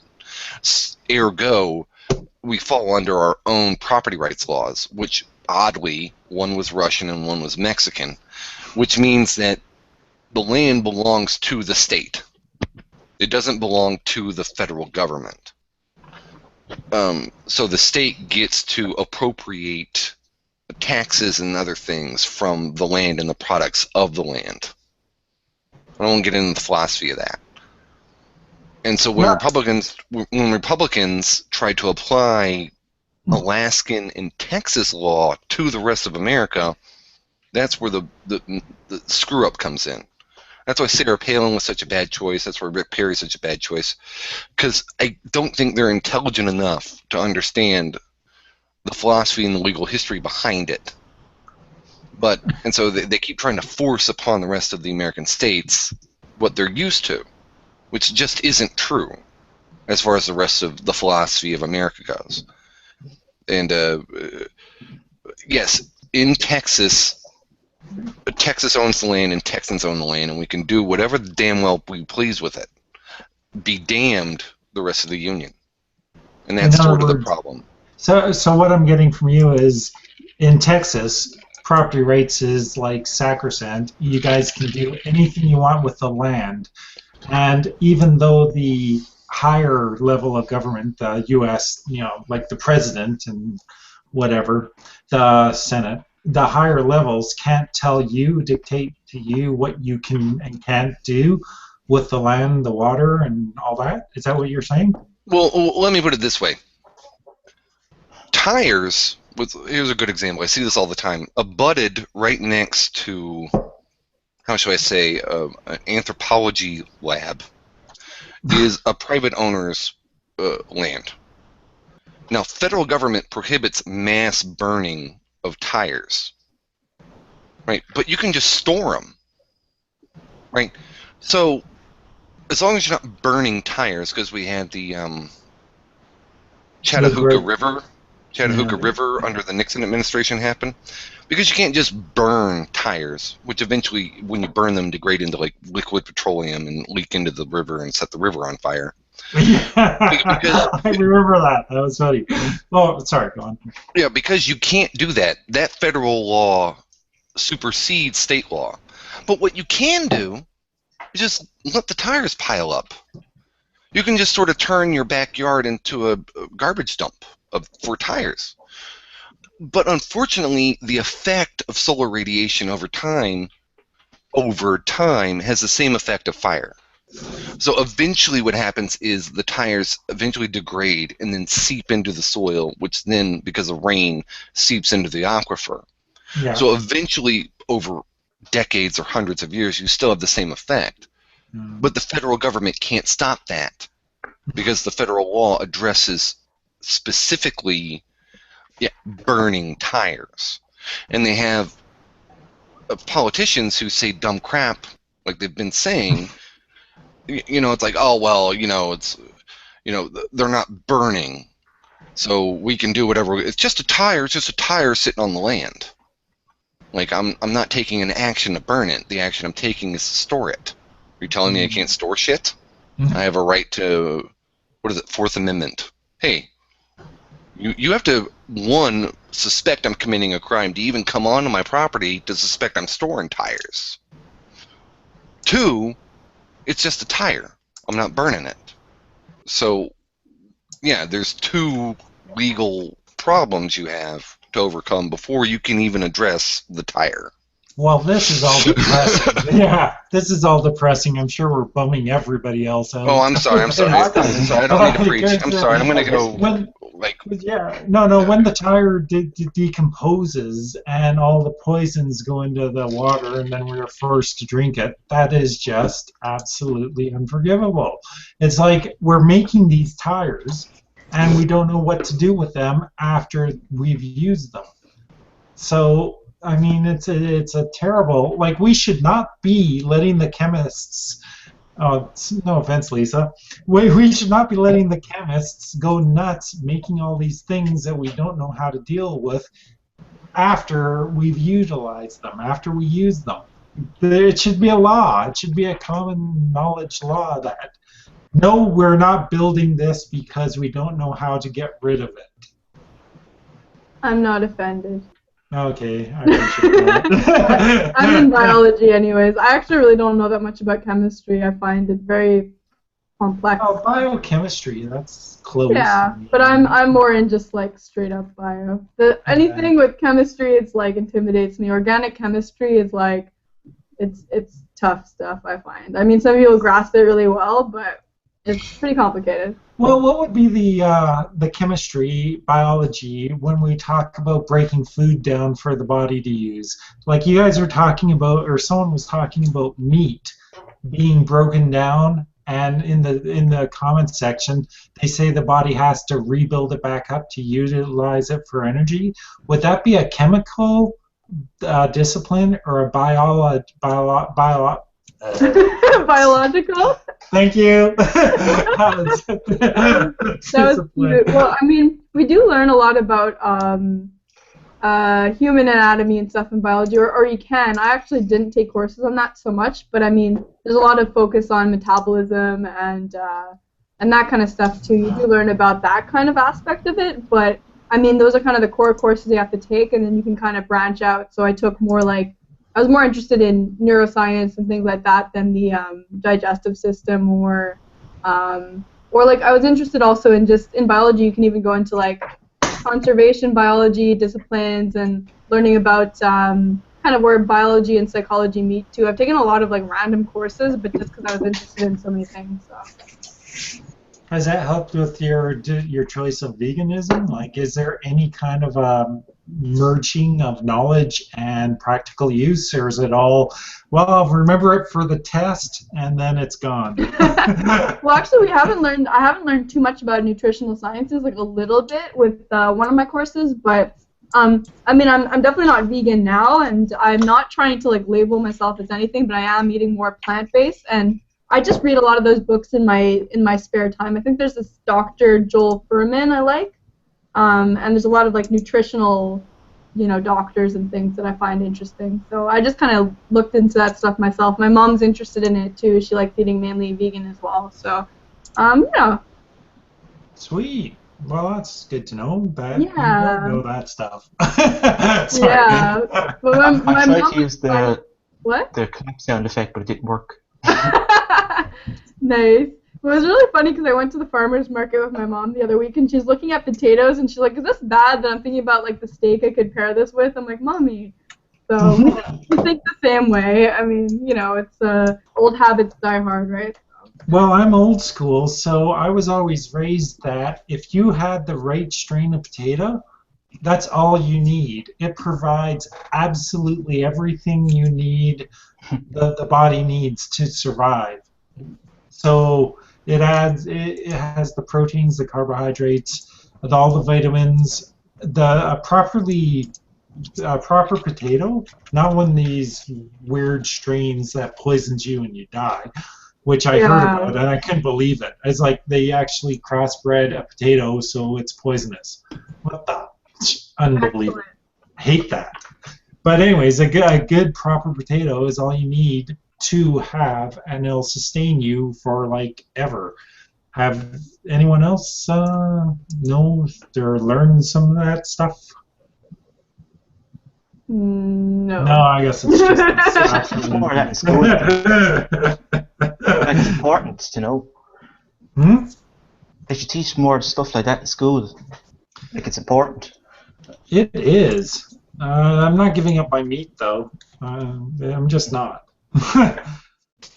So, T-Bone, I hear an accent. Are you from Ireland? I'm Saudi Arabian. Oh, okay. I was totally wrong. I'll shut up now. That was embarrassing.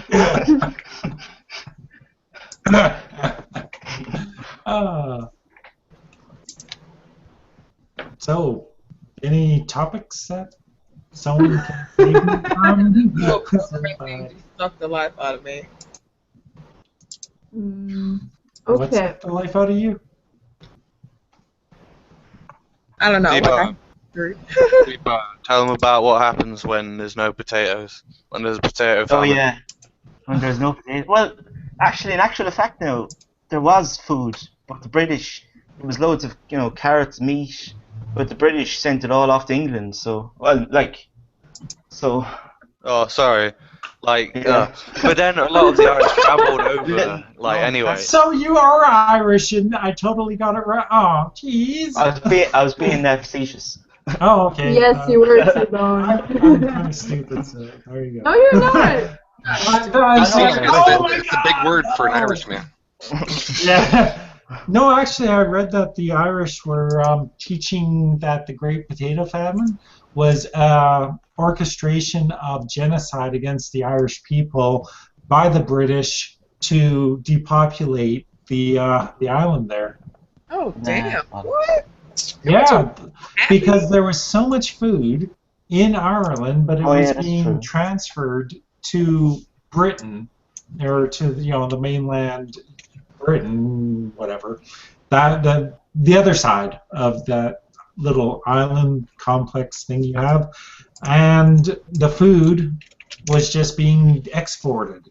So it was forcing like 4 million Irish people to leave the country and everyone else to starve. Like, for example, a lot of the Irish landowners, estates, a lot of them did have food, but they refused to ship it. So in the Irish War of Independence, the IRA actually burned down a lot of those landlord estates. They didn't. They kept all the food and exported it. So. Yeah, it was a harsh history, and quite the history lesson. When I told when I tried to educate my family about that, it was actually a touchy thing to bring up. So it was like, look, this is what the British did. No, you're wrong. Well, it's not like it's nothing against British people now. I'm talking about the British government at the time. So it's nothing personal.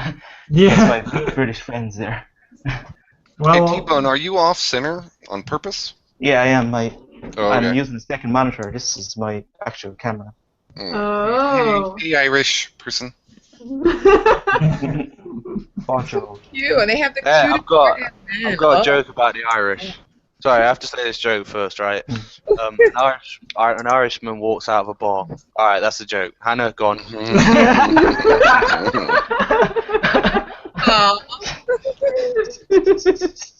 The redheads here are serious. Like, I mean, I would go lesbo. I got an Irish joke. What? 2 Catholic priests walk into an orphanage. Oh. I'm sorry. Go ahead. You know, an Irishman's ready to drink when he can hold his own cup. I'm actually pissed at the moment. Oh, hey! Perpetuating the regional stereotype. Good job. It's not really a stereotype, though. Oh. It's actually true. It's more factual. They don't call it an Irish car bomb for nothing. Oh yeah. Yeah. Well. Just so you don't feel alone, this is a rum and Coke with ice. So yay! I'll drink with you. What's it called? Cuba Libre. That's what it's called, I think. Rum and Coke. Yeah, it's I learned that from Hemingway's drink. Video game. Yeah. That was Ernest Hemingway's favorite drink. Really? Well, as a side note, I have this Lamb's rum, and it's not as good as Captain Morgan's rum. And I'm regretting the decision to save the $2 and buy the cheaper rum because I couldn't remember if Captain Morgan's was good or not, and it's so much better. Okay, carry on. You say you got the runs. Rum. I'm sure it will give me the runs later on, but not the bottom part, but the up top. Is there like is there a rum called like an apple something, Applegate, Appleton's, apple something? Mm-hmm. Yeah, it sounds familiar. That An one's apple cider? that one's my favorite one if I do drink, which is never, so that's why I forgot the name. But yeah, what are you talking about? You drank last week when you were with your dad. Yeah, I drank half of my can of support when he drank the rest. I really don't drink much. I know it looks bad. Every time I go on camera, I'm like, look at me eating burgers and drinking beer, you know? And it's like, it's because when my dad's over, he's like, brings over stuff. So, he was making fun of me. He's like, this should be our new grocery haul. I'm like, no, Dad. He's like, look at our Sapporo beers. And he comes over and he drinks like a bunch of them. Beer and hamburger meat. Awesome. Yeah. He's coming over. That's a diet you can be proud of. Oh, you know it. He's coming over Wednesday, but we're not. I think X-Pal scared my dad, so he doesn't really want to do Introvert Island anymore. That's what he said. I know. I was like, Dad, it's okay. So we played video games last time. I know. I think your dad does wonderful when he does the Yeah, Introvert Island and comes on. Thank you. That's great topics too. Yeah. That's a relationship. You know what's interesting, real quick, to connect everything we've been talking about so far this hangout? Go for it. Interesting fact, the oldest man to father a child was a Japanese man. He was 105 when he fathered his child by his 7th wife. He outlived all his previous 6 wives. And when asked his secret to life, he said, this goes to what we're talking about, what I said about nutrition, citing my professor. When he asked what the secret to long life was, he said, a ball of rice a day, a bottle of sake a day, and a hot bath a day. Yeah. Like when you can reduce life to just a few things, that's when you know you've got your body figured out.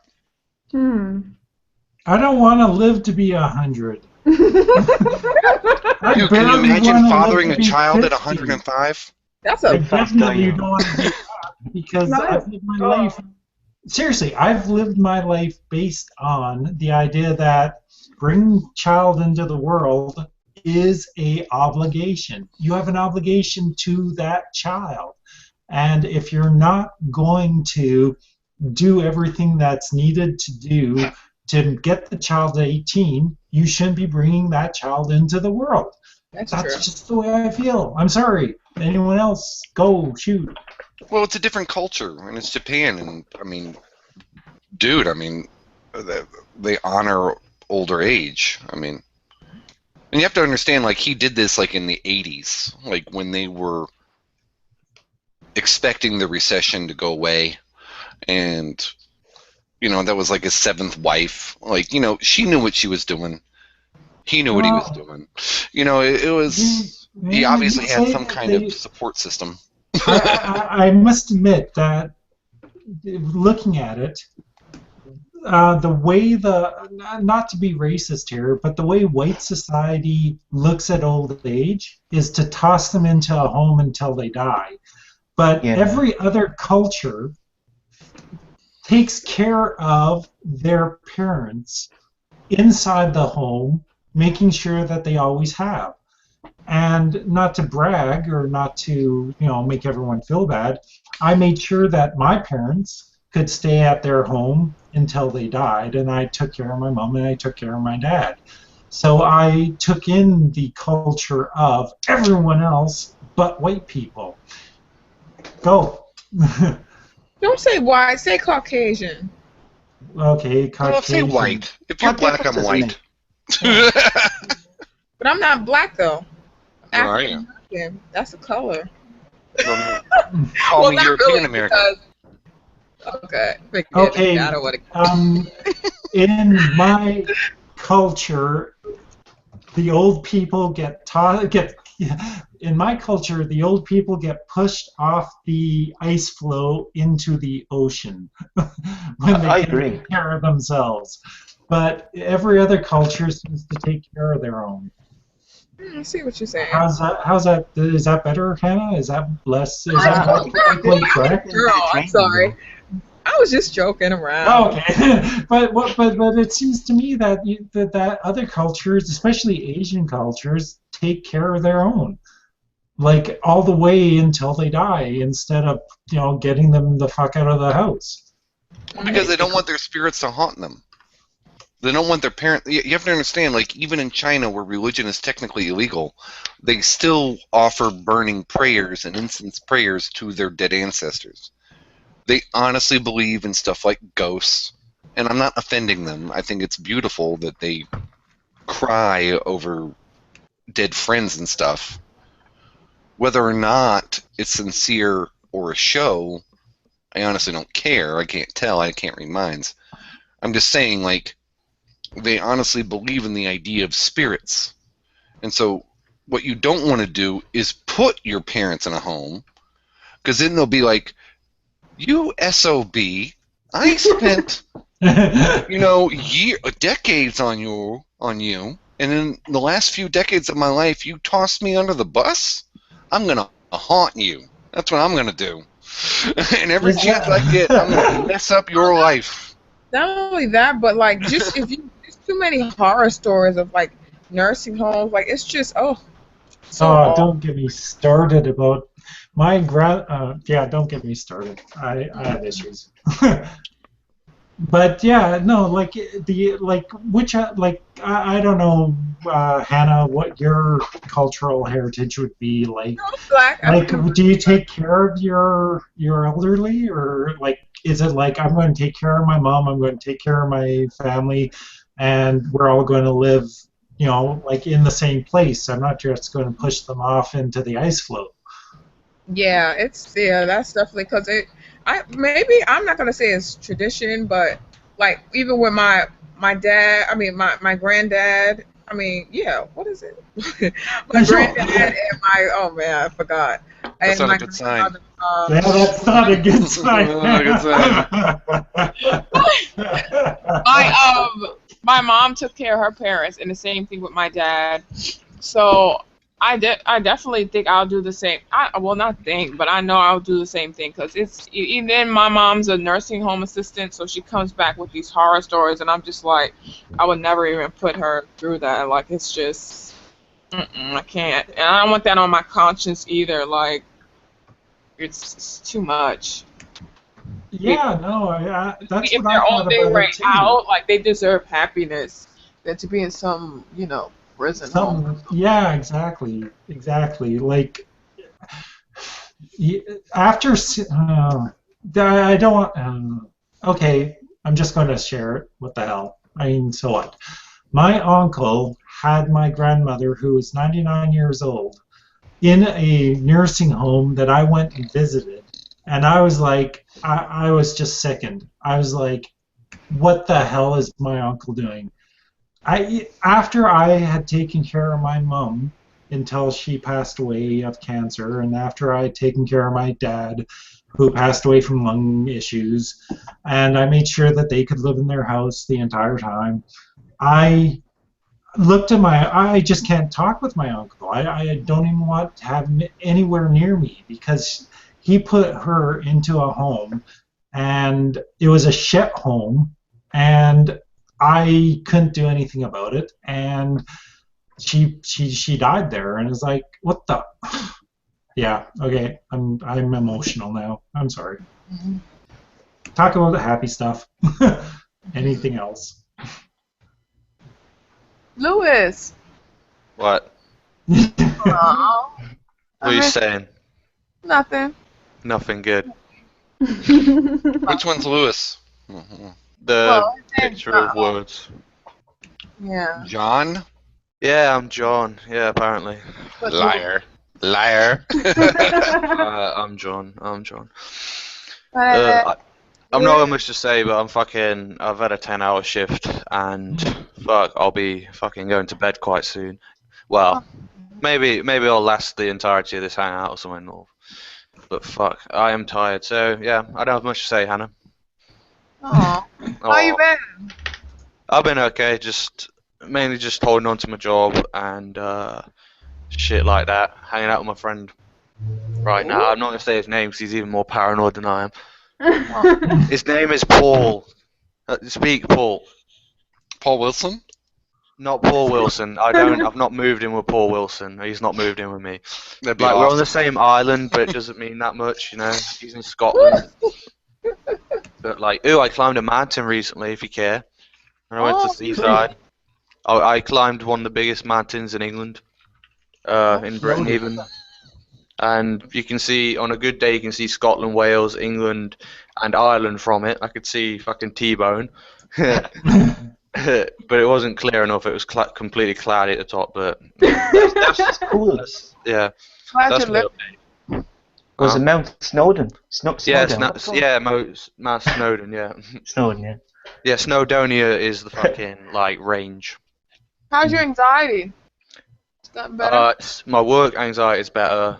Apart from that, it's about the same. But yeah, it's good. It's good. Work. Getting used to it. Oh, you Anxious. fucking unemployed shits. David, stop reading philosophy books. Get a job as a potato farmer, just like all your ancestors. Those little fucking leprechaun ancestors, yeah? Aww. He's pretty big for a leprechaun. He is 6 foot, yeah. He's a Mm-mm. mutant leprechaun. Anyway, I think I'll shut up and let you guys have an intelligent conversation. No, all the Irish came from, or all the Scottish came from Ireland. As the Picts. Picta, yeah. Yeah, the Picts. Like, we're all the same. Like, the Irish and the Scottish are the same. And the Welsh, aren't they? Aren't they all fucking Gaelic? They say that I think a lot of the Irish and English peoples actually came from Basques region in Spain, I think.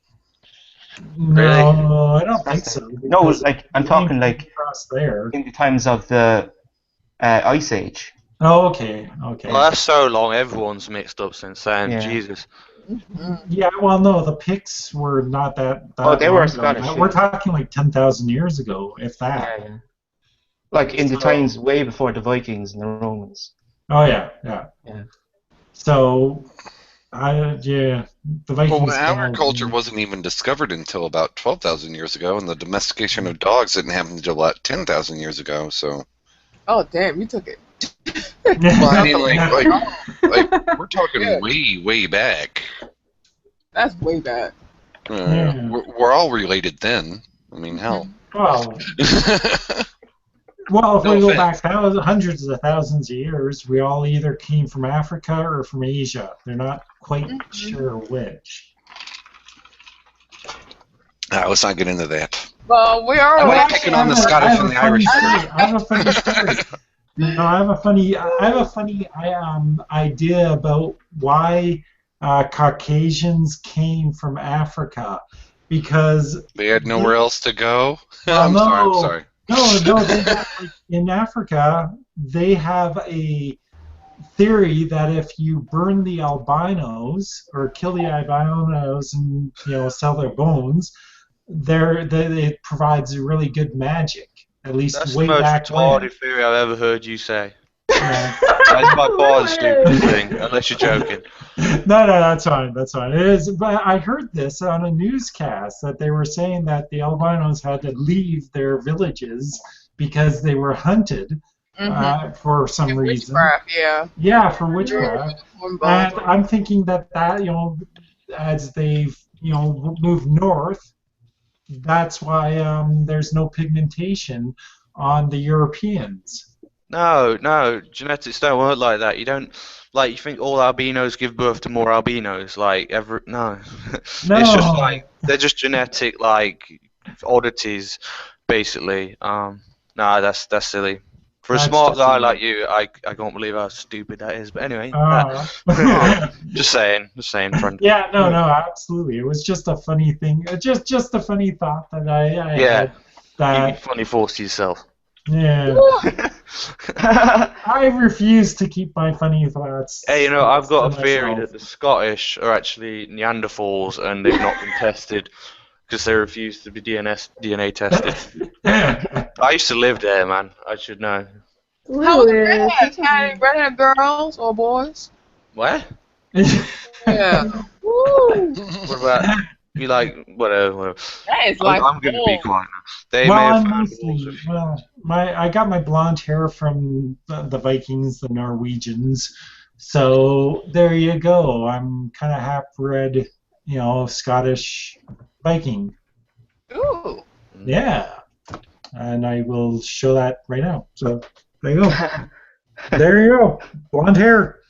Because my grandmama was from Norway. Oh, grandmama. Yeah. So, yay me. And I'm gonna go to England for their tea. I'm gonna really see if there's a difference, cause I tried shit straight from there. Well, not shit, but I've tried. What was it? It was some type of a cranberry, but she put milk in it. She tripping. Yeah, and it was just so. Oh, and then she put like these icicles. There was sugar, but fucking English, man. I want to go to Ireland because I want to be drunk for about 2 months. I think that'd be so cool. Those are some good life goals, Doug. I want to go to I just wish I could Greece and travel and hit Ireland so I can get drunk and live on the street for like 2 years. Or 2 months. 2 months. 2 years? Oh my. That's a long waste of time a to be life. drunk. I don't think my liver would survive that. Yeah, probably not. You need like stomach pump by your bedside every night. You have to turn your ass upside down and drain you from a pipe or some shit. Oh no. Yeah, that's a life goal. That'd be an awesome life goal. Just wait. Oh man, did I get kicked? No. Oh, okay. All of a sudden, everything froze. Yeah, I know that happens sometimes. A good tart, like a nice real English tart, with the red stuff in the middle. It's not the same here. It sucks. A Bakewell tart. A Bakewell tart. That's what? A Bakewell tart. It's what is it? It's jam. I think it's custard. I'm not 100% sure. Yeah, there we go. Yeah, it's sometimes like they have cookies, but That shit, ugh, like it's they don't make it right here. Like they don't put enough in the middle. Like the English one where it's like you just see the jam in the middle and then it's the cookie like on the bottom. Like we need that. Like stop, damn. Ugh, I want the real tart, man. Ugh, so good. Want the They have what? lemon one. Huh? You know a tart? Tart? Yeah, a Tart? tart. Yeah. It's a round circle. It has like I don't know what's in the middle. Like Jam. turtle citron and all that. Mhm. Like they have strawberry jam, but the real tarts, like from England. I heard of a lemon tart or something like Yeah, it's like a lemon curd that. You know, oh, I make. a real tart with tea. Mm. Sorry, I have an obsession with tea. It's really bad. My friends Well, I are like, love "How tea. do you drink tea and it's 90 degrees?" I don't know. It's just me, and I don't put ice in it. I'm just weird. Oh, Well, there's the Long Island iced tea. I mean, yeah, that's alcohol in it. Doesn't Oh, matter how it tastes. you Yeah, can have just all go to those you Ireland. want in Ireland. Yeah. Just go already, man. You really want to go and get trashed. I do. Hannah, you and I can go over to England and I can try their 1,000 beers and you can have their teas. Great. Good times. And then you could hold my hair back while I puke on their like toilets and stuff. And that'd be cool. yeah, and I can go party with Lewis. I'm telling you, Yeah. Lewis, we're gonna meet up one day. I have to, get trashed with you. You're a pretty cool dude. I might blow you too, but What? I told him like, whatever, if we did make a pact, just in case, I get a little old and, no one comes to, steal the old cherry, get real trash and, make out and then one thing leads to another. Yeah. Hey, I'm back. Oh, my mic was like not working for like Oh, 2 this minutes. is fun. I heard all that and I couldn't reply. That was like torture. Yeah, that must have hurt. You know what? Like I was gonna say like if you come over, I'll give you some Bill Cosby tea. But I don't need to. Clearly, I'm sorry. It's a terrible show. That is the depth of taste. But Bill Cosby tea. I'll didn't even know fuck this you, was Hannah. such But a flavor. anyway, I need to go now. It's embarrassing. I really don't have the energy to even talk. Like you guys, do you ever do 10-hour shifts? Like I can't converse. Nah, I feel you. Yeah, you feel me? Yeah, you do. That's oddly illegal in most jobs in the states, except for when you work for the state, which can make you, except for when you work 12. Yeah, you can work 12 hours. Oh, the hours. Or if you're a doctor, you can be forced to work 24. Oh, that's crazy. But I had like 2 breaks, and I find the breaks more stressful than the work though because of my social anxiety. But Yeah, I feel you. yeah. Yeah. I mean, back to the sex. More importantly, like I've got plans for Hannah and for Jamal as well. Like even David T. Like if he's a virgin or something, I'll like give him Oh, an David's experience. a traitor. Well, David, that's what you mean. David, he's left the nest. Yeah. You made a video about it, Lewis. Yeah, did you see it? Lewis is like stunned. Lewis can't get his thoughts together now. He's like, what? David Weston? But I wanted to meet his first. It's okay, Lewis. You'll be alright. I passed out from sleep. Yeah, that too. Did I say David Weston? Yeah. Yeah, I meant David T. You see, I'm that fucking tired after work. I meant David T. I know, I've seen the video by David Weston. I've seen that. That's hot.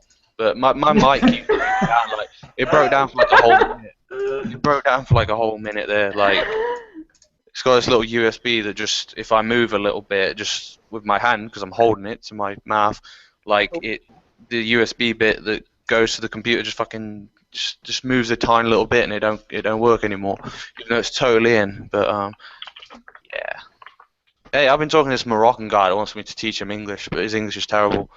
and he can't understand me. I gotta speak like really slow. But oh god, he could be watching this. Hi, Ali. He's a great guy. No, he is legit a great guy. But I just thought I'd heard let you you were know. having hangouts. Like, what was that about? I checked out your channel, and I was like, oh shit, he has a hangout. Why you didn't post the link? I did some, and I shared it in several places. I did like 2, but they both went wrong. Like, they both went wrong.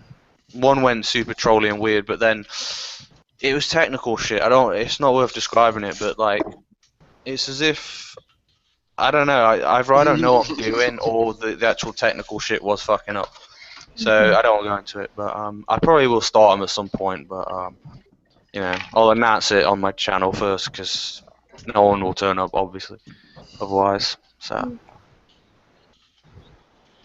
who will hang out? Who are you talking to? Not me. I actually had hosted a Google Hangout a couple of days ago. I invited everyone, including you, Hannah. Yeah, I didn't get it, dude. You didn't get any of the... I don't know. Google's been Nothing really on the stupid list? and nosy. Like, stop asking for my address, pervert. They just constantly, oh, you need to update your address. Like, no. Shit. No, but I did I invited everyone in my circles and my friends and everything, and I think you're in there. So did you get a invite at least? I'm trying to think. I have so many damn windows open. Let me. No, that was a while ago. It was like a few days ago. Anyways, the only person that popped in for a second was Anna Cares for You. And she popped in and then she left because I was playing WoW and I had screen share on and I was playing so I assumed that she assumed that, oh, he's playing WoW, this is a WoW hangout, so I'm not even going to say hi. So I was like, I was only playing WoW because no one was coming, right? Doug, I just wanted to say I love your voice. It's like you're trying, you speak like, I don't know, like you're handing out insurance. It's like makes me Good voice.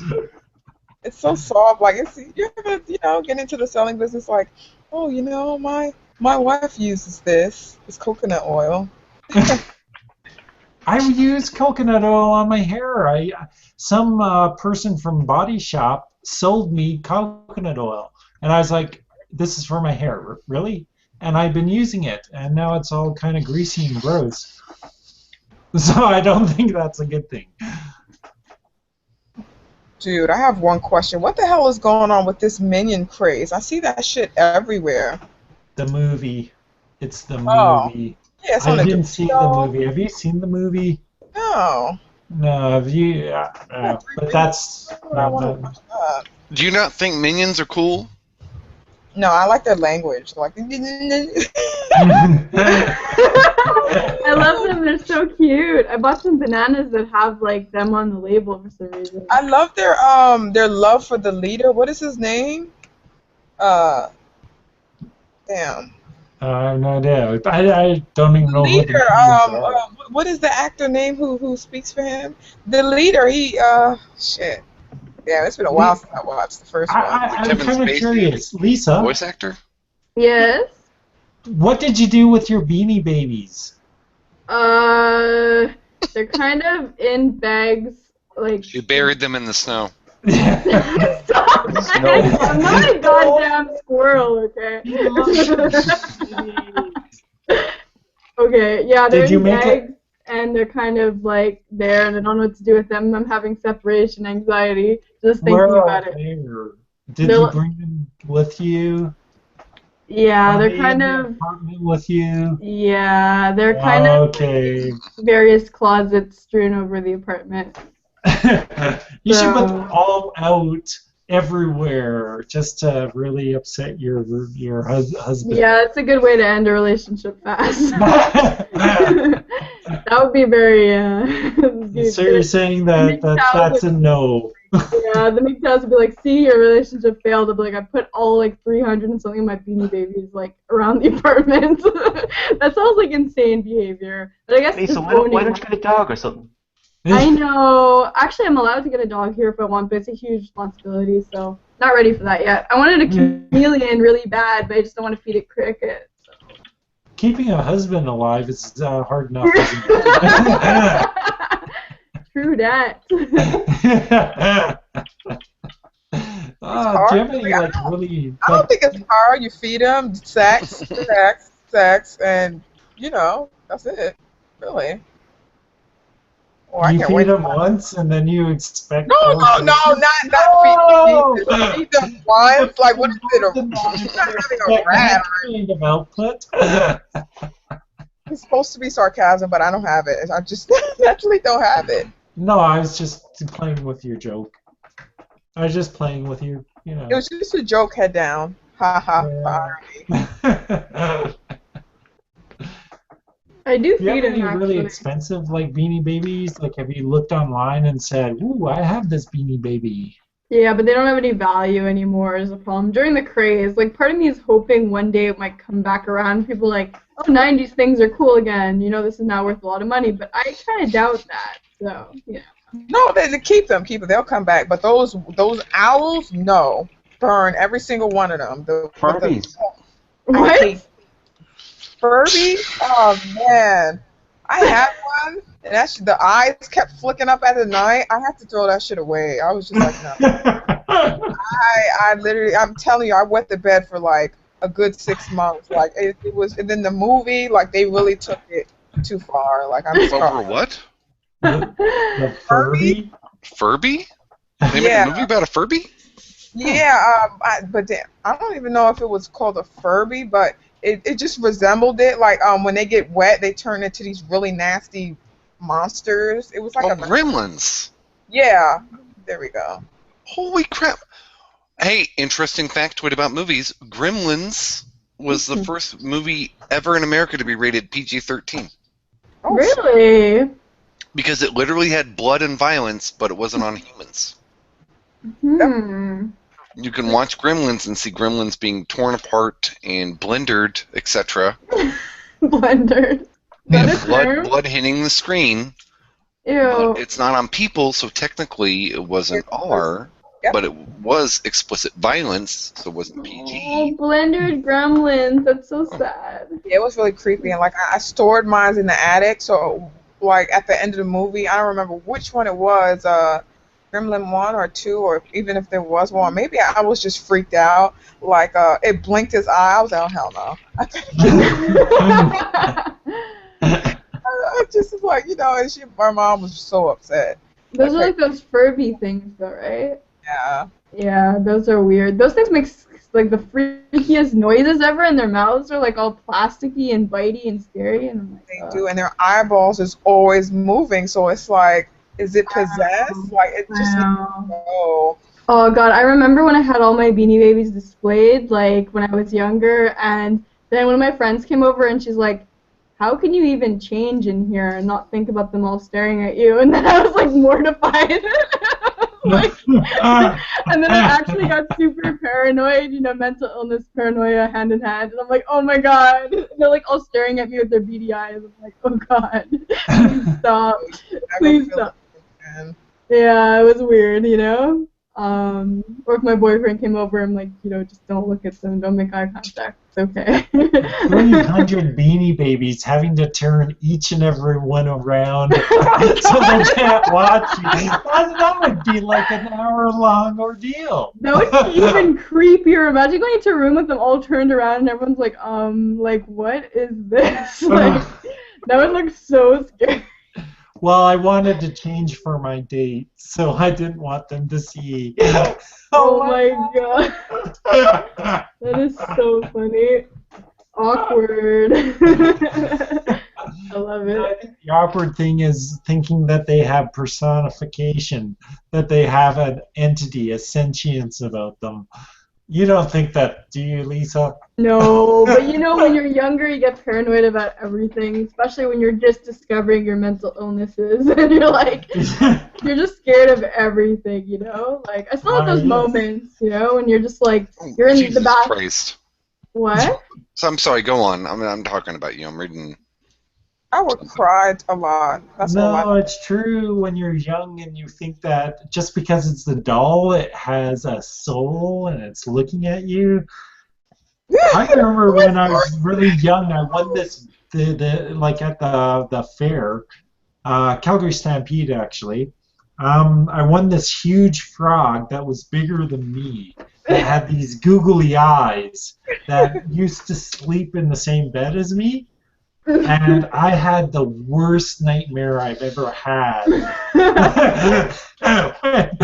Oh no. But it wasn't about the frog. It wasn't about the stuffed animal. It was actually there was a thing in my closet, No, and there was a person in a wheelchair with all these things coming out of him, like tubes, and I was like, ah! And I would yell and yell and yell, and my parents didn't come. I was like 5 years old, 4 years old. Yeah, I was that's just you if so you reach young. 100. That's you when you reach 100, Doug.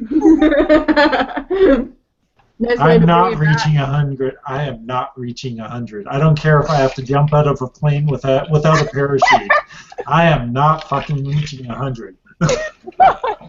Fair dues, that's your right. I will fly that plane for you. Yeah, all right. Woohoo! We have But a only plan. when you get to 100. Only then. Only then. Only Uh, then. no, I'm thinking maybe 60 or 70. No, I wouldn't do No, that. no. I'm 99 years old, okay? Fly that plane. Screw No, that. fuck no. No, I'd No. straight jacket you. Imagine yourself for 100. I wonder what my boobs is gonna look like. Oh Like, no. I really want to know, like, what Like, you can probably like tie them in a knot. like when I pee, is like dust gonna come out of it. Like, what really goes on when you're 100? Like, damn, like, because that's the ultimate shutdown. Like, your body's just like, okay, anytime. Oh, gross. Yeah. That's pretty funny though. Okay, I have a kind of a really bad question to ask. Do it.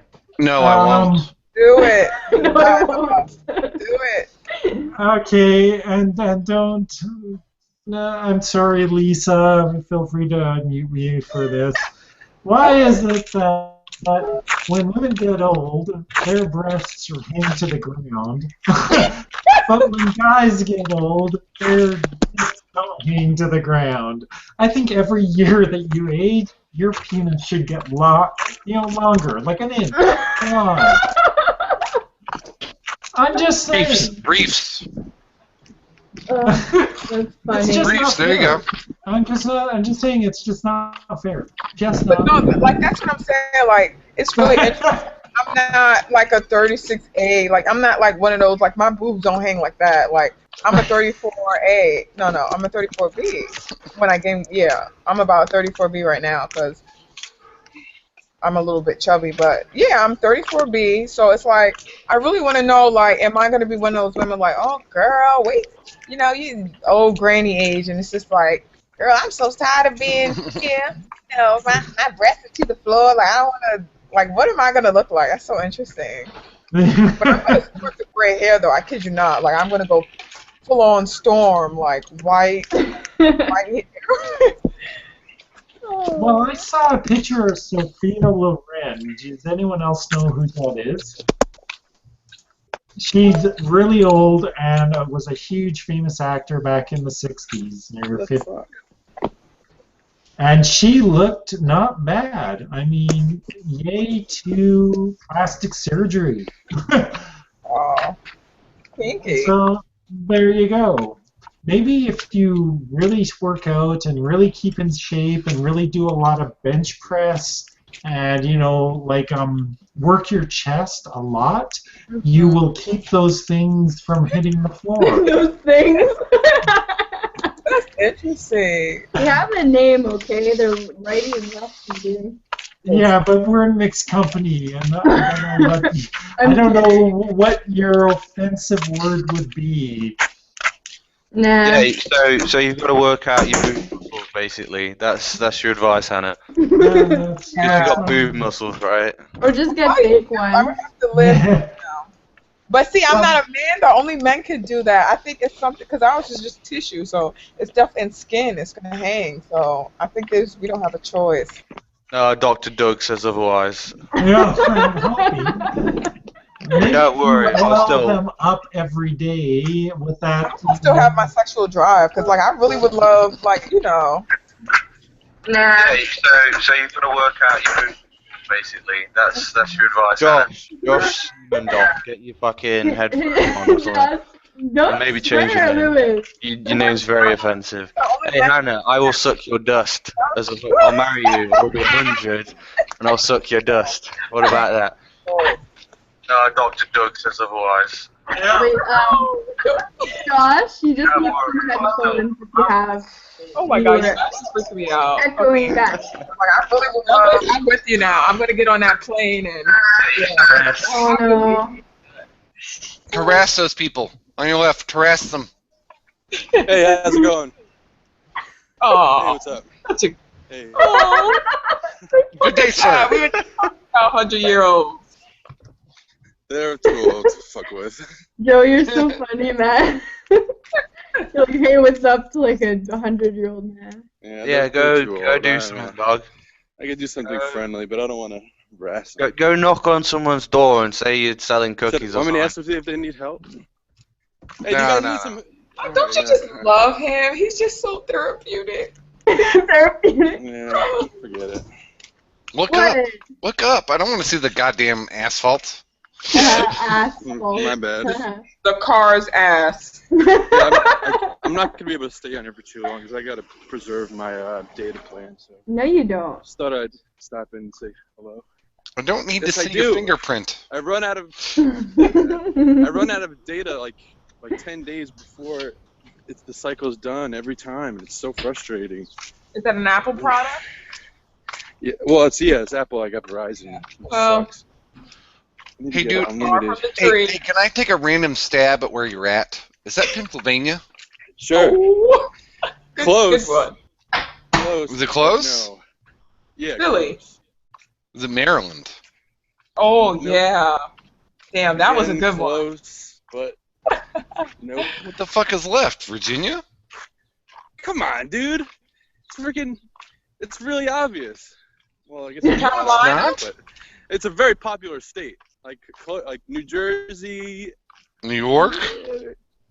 It's New Jersey. Oh, damn. Is it New Jersey that has the yellow license plates? Yeah, we have like these kind of pale yellow license plates. Right, because you're fags. Yeah. Hey. Damn, that's not Well, about 3% fag, so. Oh, Joe, is that flip-flops right here? Yeah. Why did a new little icon saying hide participants pop up on my screen out there? Yeah, it's a new thing. It's really weird. Like if I click on it, does it change it for you guys? No, nothing's changed here. I guess you have to click it for yourself then. It's weird. Well, it says okay. Well, it says hide participants, then all the bars at the bottom. Yeah, I got that too. Yeah, it's probably because of his data feed. So is he using Google Glasses or something? Oh, No, phone. Yeah, I'm using my phone. Hey, do you want me to go steal their basketball? Yeah. Yes. Yeah. Yes, yes, Definitely. I don't, no, dude. Damn playground. Oh, dude, no way. Don't steal it, just get it and throw it back. It's way too many black people. It's very intimidating to do it. Oh, you know what you should do? You steal the ball, and like if someone comes up to you, like, oh hey, that's our ball. I would be like, you want to see a 3-point shoot? And you should just throw it in their face. Oh. That's really mean, Hannah. Well, somebody did that to me. You don't like this kind of prank. It was a water balloon. It was like, hey, you want to see a 3-point shot? I'm like, okay. It splashed. I was like, I cried like a baby. Guys, I'm really upset because my glasses are They broken. threw it in your face, Hannah? Yeah. You know, that's Oh, they just wanted to see your shirt wet so they could see those things. Oh, come on. I was in the garden. Mosquito bites were not in. Guys, my glasses broke. Oh, They're not damn. working anymore. I'm so pissed Oh, off. Lisa, you're actually showing yourself. Yeah, 'cause someone wants to draw on me. I'm like, look at my messy, crazy self. I worked out this morning, and I'm like, I don't care. Oh,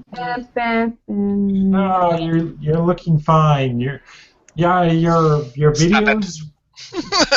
The video What? with the video with the bikini where you showed yourself, you looked awesome. Thank you. Thank you, Doug. God. You are just gorgeous. M hates pandering. Anyways, welcome back, Josh. Pandering? You have your headphones. Hey, Lisa. Hey. Guys, you should check out his channel, Depression Decoded. Ooh, I like that. Wait a minute, I wasn't invited to your Are you picking trouble, Doug, already? Come on now. Page of YouTube.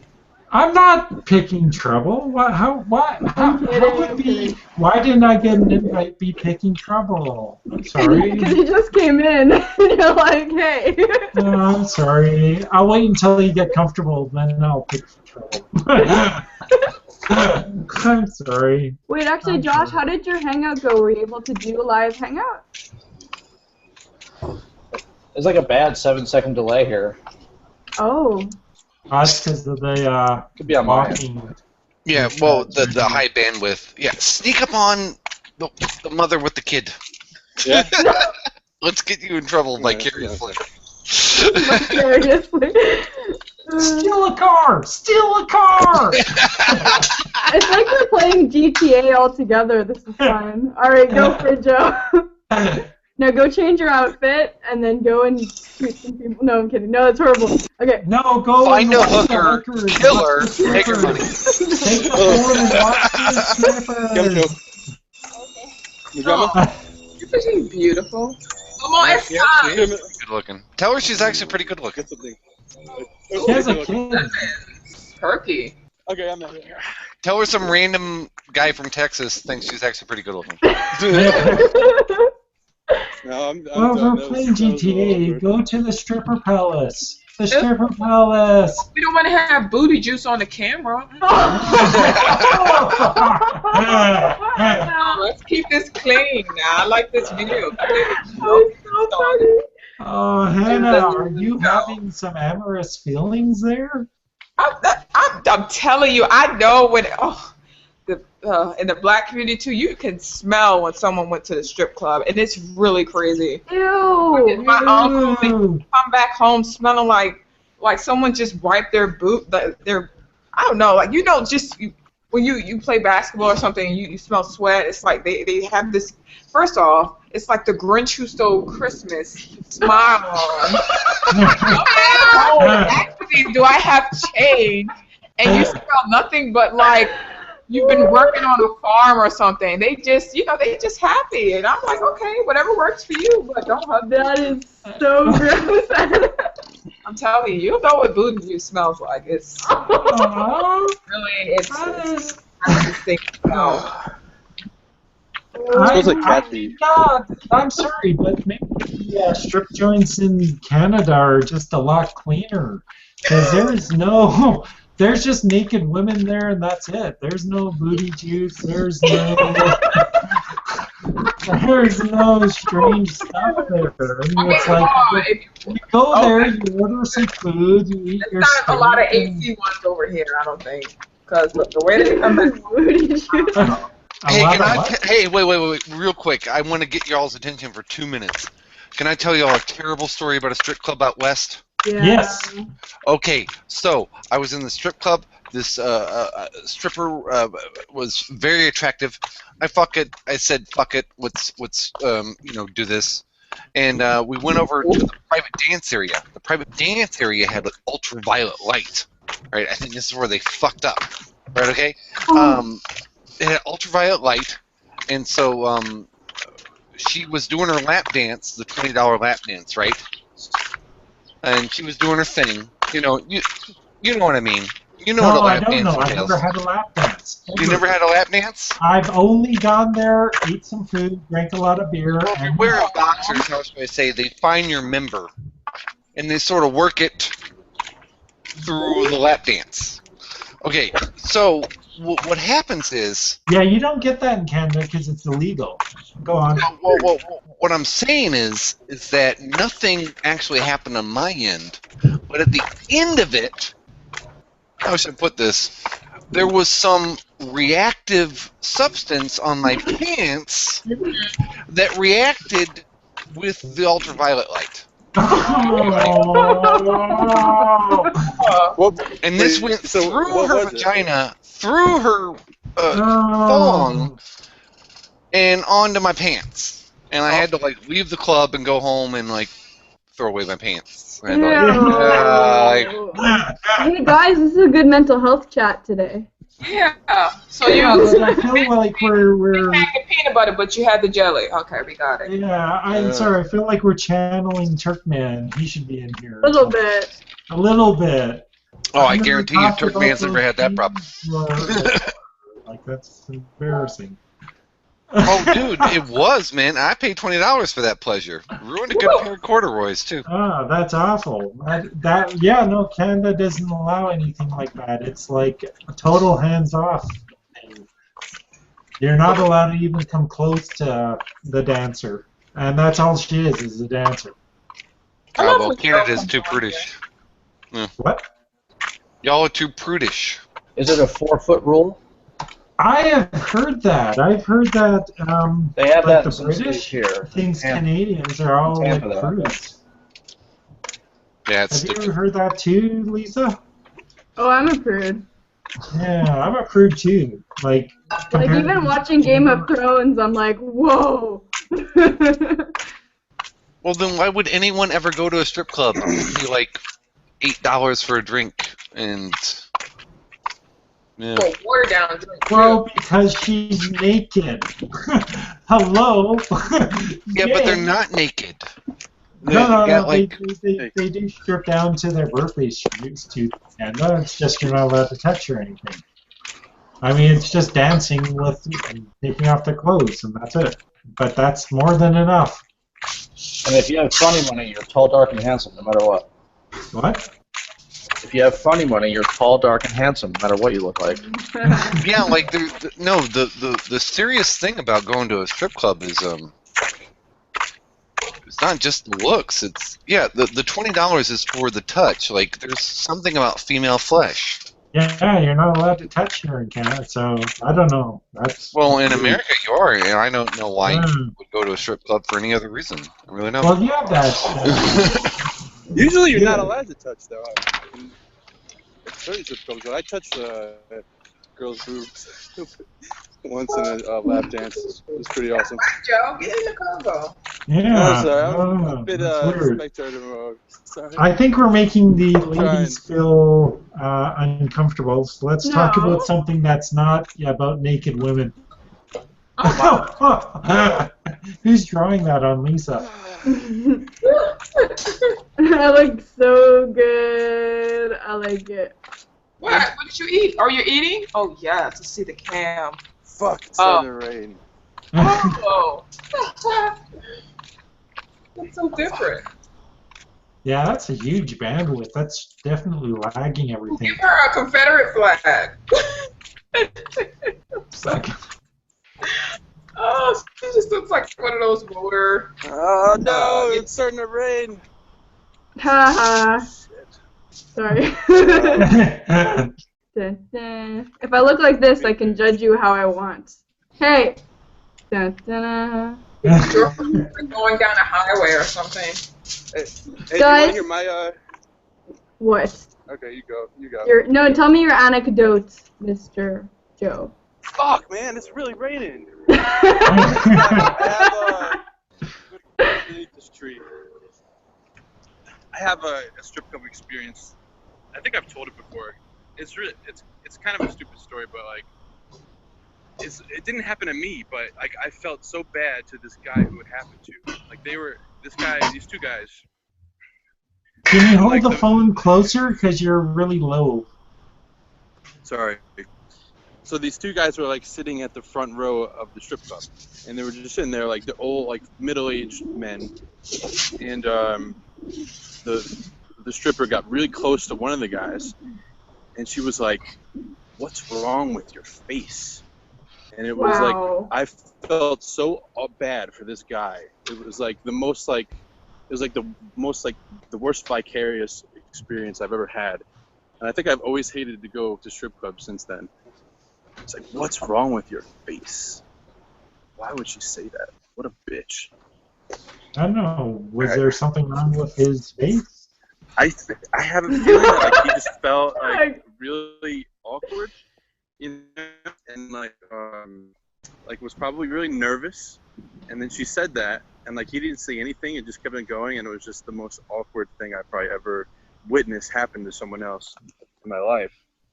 So I hate strip clubs because of that now. Well, that, like, usually there's no interaction, so that would not happen in Canada. So you can come to Canada and go to a strip club in Canada. Hey, I went to one once, and the girls, well, it was with a friend of mine, and the girls got me to pay for their drinks, which was it's a sun shower.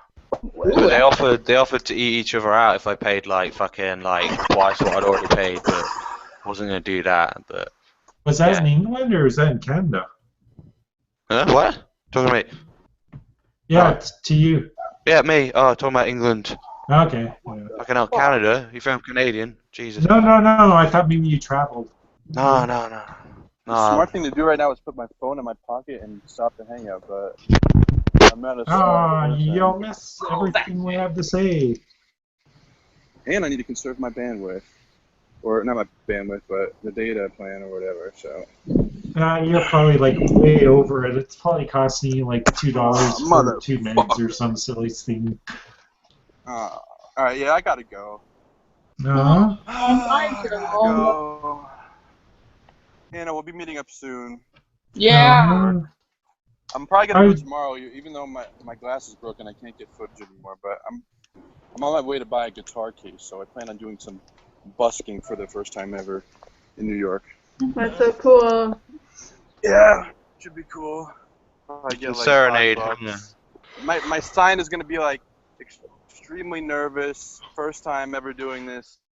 Please tip me money. Why isn't Haley Grace coming in? Because it's a full chat, but I'll invite her when Joe leaves. Yo, you guys see that tree right there? Well, hold on. Behind you? Oh yeah. Yeah. Wait, hold on. Wait, I can't. Hold on. Go back to it. Focus. Yo. Can I? What about it? It has like those string things hanging from it. Can I eat that? Is that Spanish moss? I don't know what it is. Let me get closer. Do you have to trespass to get it? I hope so. If it's Spanish moss, you can get it. Can I eat that? Oh, I don't know what that is. What is that, Joe? Don't eat it. Don't eat it, man. I'm gonna try to eat it. No! No! Oh, I thought you was gonna swing around. Oh my gosh! Bad idea. Dude, Joe! What if that was a cord? Oh my god. Did he try to eat it? Yes. On that note, I'm going. Take care, guys. Kenny. Bye. Bye. Get Emily in here. You love your testicles? Oh. That dude is the Kenny of our little group. I invited Haley. Oh, this is a good design I have going on. Wait, Haley or Emily Faith? Haley, because she's in the chat and wants to come in, I think. I call Emily Faith the brave girl. I love her. Well, wasn't Emily Faith? Isn't she like the northerner redhead chick? Yeah. Wait, what? I don't know. Is she a redhead? I don't know. But she reminds me of the girl Brave. Like, every time, like, I watch her, I just think back to the movie, like, the Brave girl. She's so Brave cute. girl. That's weird. Yeah, from Disney. That's not weird. Well, hold on. I gotta look it up. Brave girl? What's it called? Little girl, yeah. Redhead, fiery red hair. She reminds me of her. Brave or Brave girl? Brave. B-R-A-V-E. It's a Disney movie. Is that what it's called? Okay. Yes, it was going on. You? She reminds me of her. How? She's not that red. She's not. No, curly. she's not that red, but she's cute. She's. Are you calling her fat? Is that what you're doing? What? Oh, hell no. She's far from fat. She's cute. The cute girl. It's crazy how she's in high school. I remember those days. I'm getting old. Oh, look at this. This is kind of funny. Apparently they have like 2 sequels planned or something. Weird. I'll invite Emily for you. Yeah, she's such. Aw. And let's invite Kristen too. Oh, like Kristen. Oh, she's fun. Yeah. We'll invite both of them as well. Are you drawing on your face? For like Kristen, like I envy those girls who can just rock any type of pixie. Like the girl can go bald and she probably look hot. Like love her pixie. Yeah, it's pretty brave. For that I shit. think I'm going to bail and listen, and you can invite like a couple more people here. This was a lot of fun. Hey. No, I should actually be doing so much stuff right now. Aw. But Hannah, it was wonderful seeing you. If you ever want to get laid, give me a call. Oh my god. Another option. Woohoo! I thought you'd like that. I'm just trying to be friendly. Anyways, it was. Thank you for the invite, Lisa. I appreciate it. And Hannah, stay cool. Yay, you rock. Thanks, everyone. I appreciate it. I will be listening, so don't insult me too much. Oh, please. He's so sweet. That's funny. He's coming on his show, you guys. I told you, like a one-on-one conversation with this dude, and that's why it's crazy. Like you wonder, especially you start talking online. Because I'm not like this. I know this sounds funny, but I talk a lot here, but outside I'm like, what the hell are you looking at? Really quiet. Yeah, exactly. It's a different vibe, right? No, head down. Your face. Oh, don't leave. Keep your head up. My head down. Head down. That's a sad name. If only he was a girl. Oh, Oh my god. Oh. And stop bringing up things that aren't legal in Canada. Is that still not legal in Canada? I'm just joking around. Okay, now, how about let's transition here. It's funny because I was going to leave like an hour ago and people kept coming in and these chats are so much fun, so let's keep it going. It's funny because a lot of people are like, where's the mental health component? And I'm like, I don't know. Oh, we did that. We did do that. Yeah, we did that. We had what we had to say. I mean, nutrition and physical activity are important. Yes. Well, naturally, like everyone who's studied it for at least 6 months knows. And then, yeah, I mean... Em talked about the positivity of, like, not solely concentrating on, like, what is it, portions. You just eat, you know, what you want. Yeah, kind of like a pregnant woman. Just eat what you feel. Right, and that's generally a good idea. Yes. Oh, it's all good. It's all good. I just want to... I want to just know a little bit more about, because I know Josh is doing some hangouts now. He's doing like a power hour thing, which is really cool. So, Hey guys. Hey Haley. Hey. Hey, Ellie. Okay, I know the guys won't care about this, but you guys look, I got my nails did. Oh! Thinking about having that done. Oh yeah, girl, get it. Yeah, they're gels, so they last a hell of a long time. Oh hell yeah, the gels. It's not the same. We get the box ones. I'm hating. Oh, that's cute. Okay, sorry. Girl time.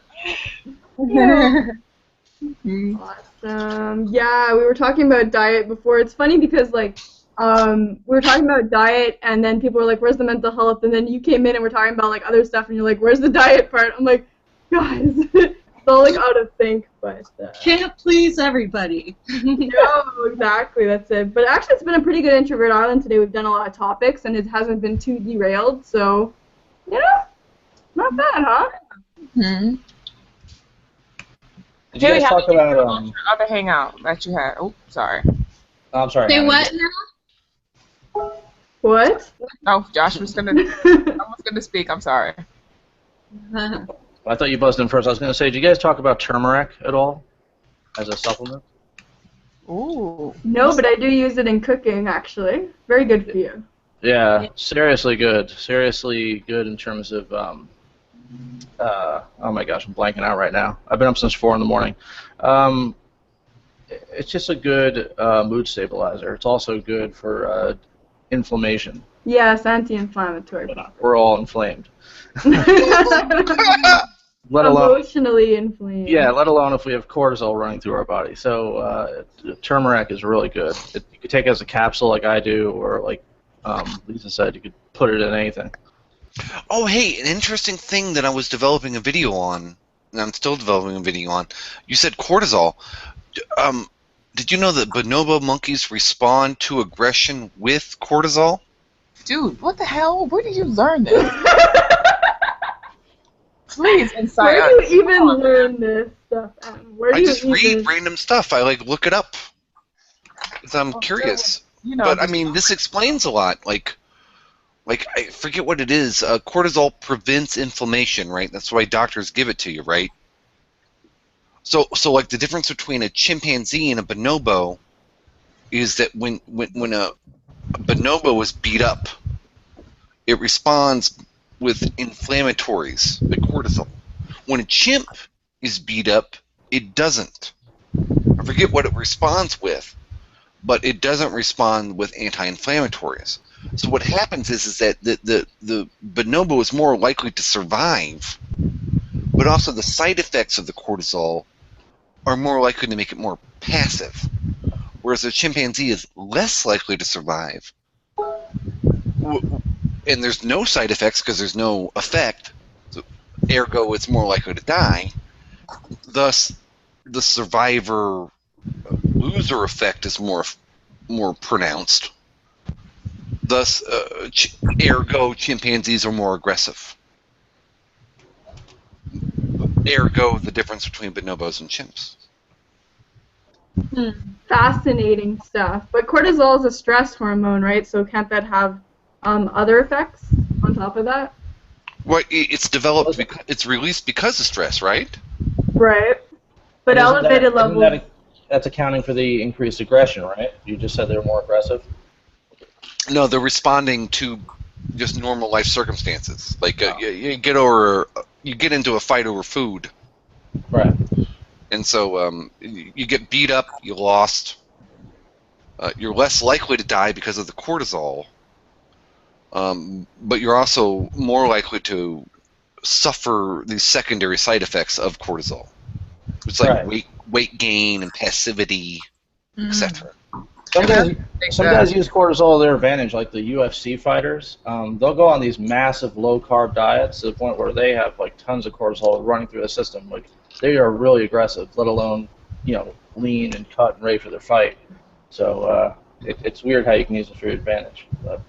I heard you can predict, like in say like young people, how likely they are to be like suffer depression, like chronic depression from things like cortisol in their blood levels. Like, so in people, I don't recommend it. Maybe if you want to be a fucking massive bodybuilder or fucking UFC fighter or something, but that's an exception. So.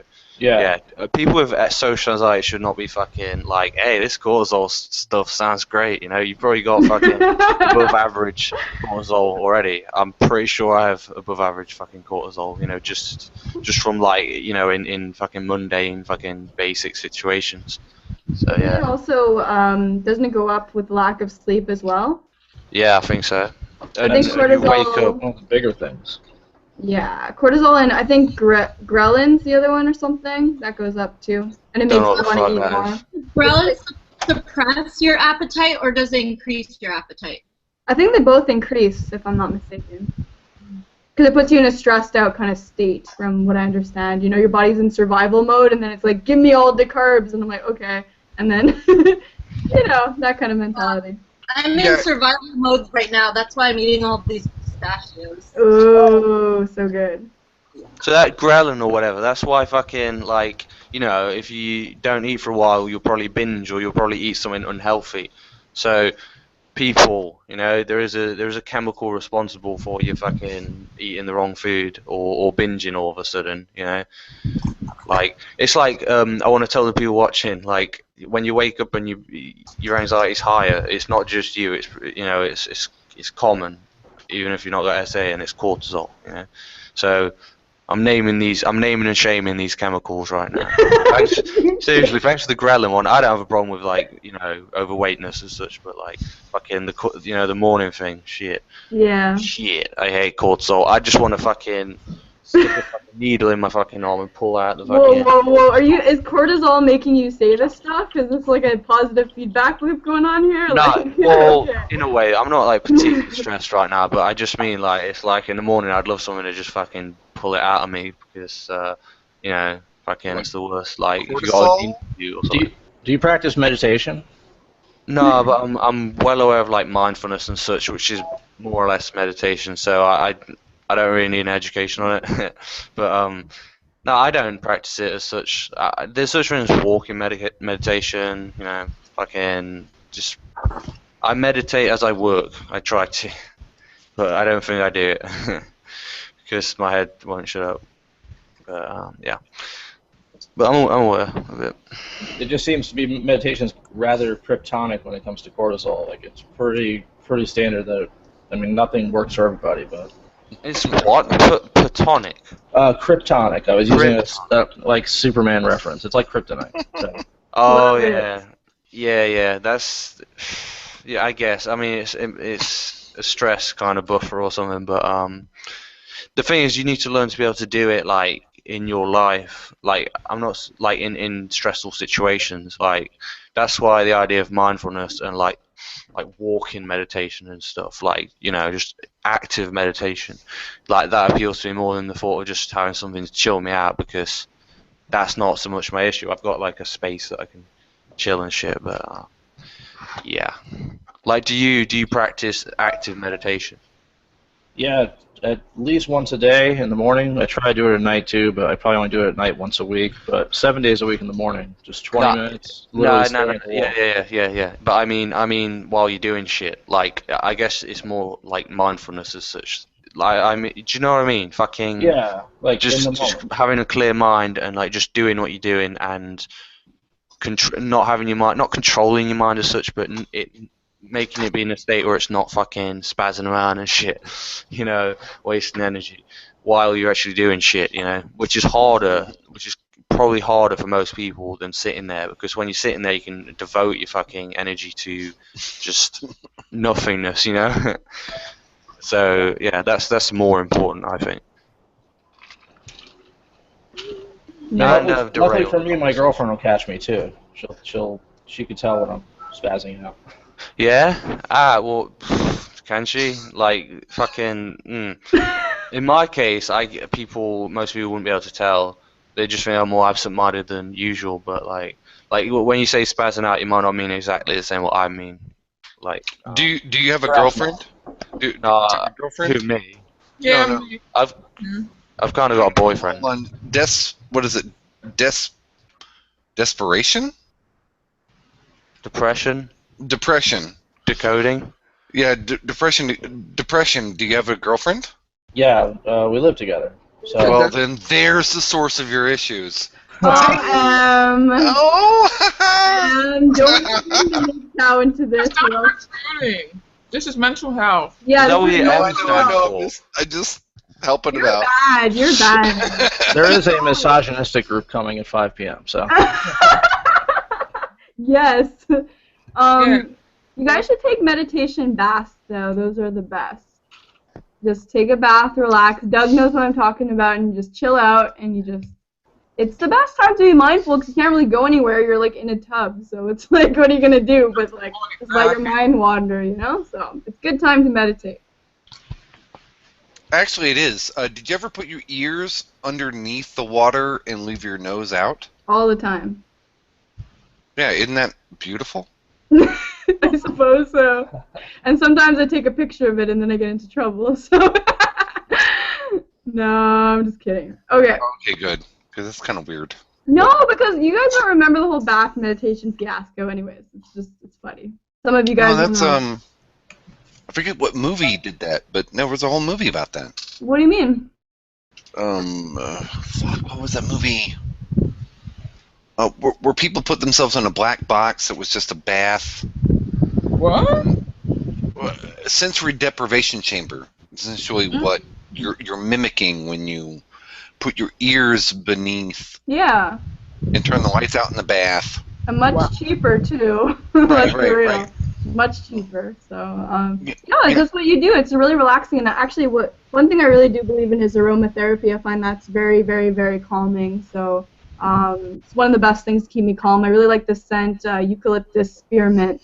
Bath and Body Works, guys. Good stuff. It's not like, pure grade essential oils aromatherapy, but it calms me the hell down. So it's like I don't care. Like if it works, that's all that matters.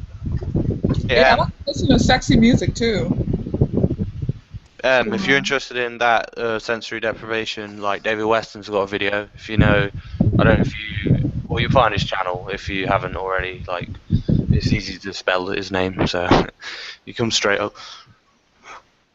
Well, he was on here earlier, wasn't he? Yeah, that dude, yeah. Fair enough. Fair enough.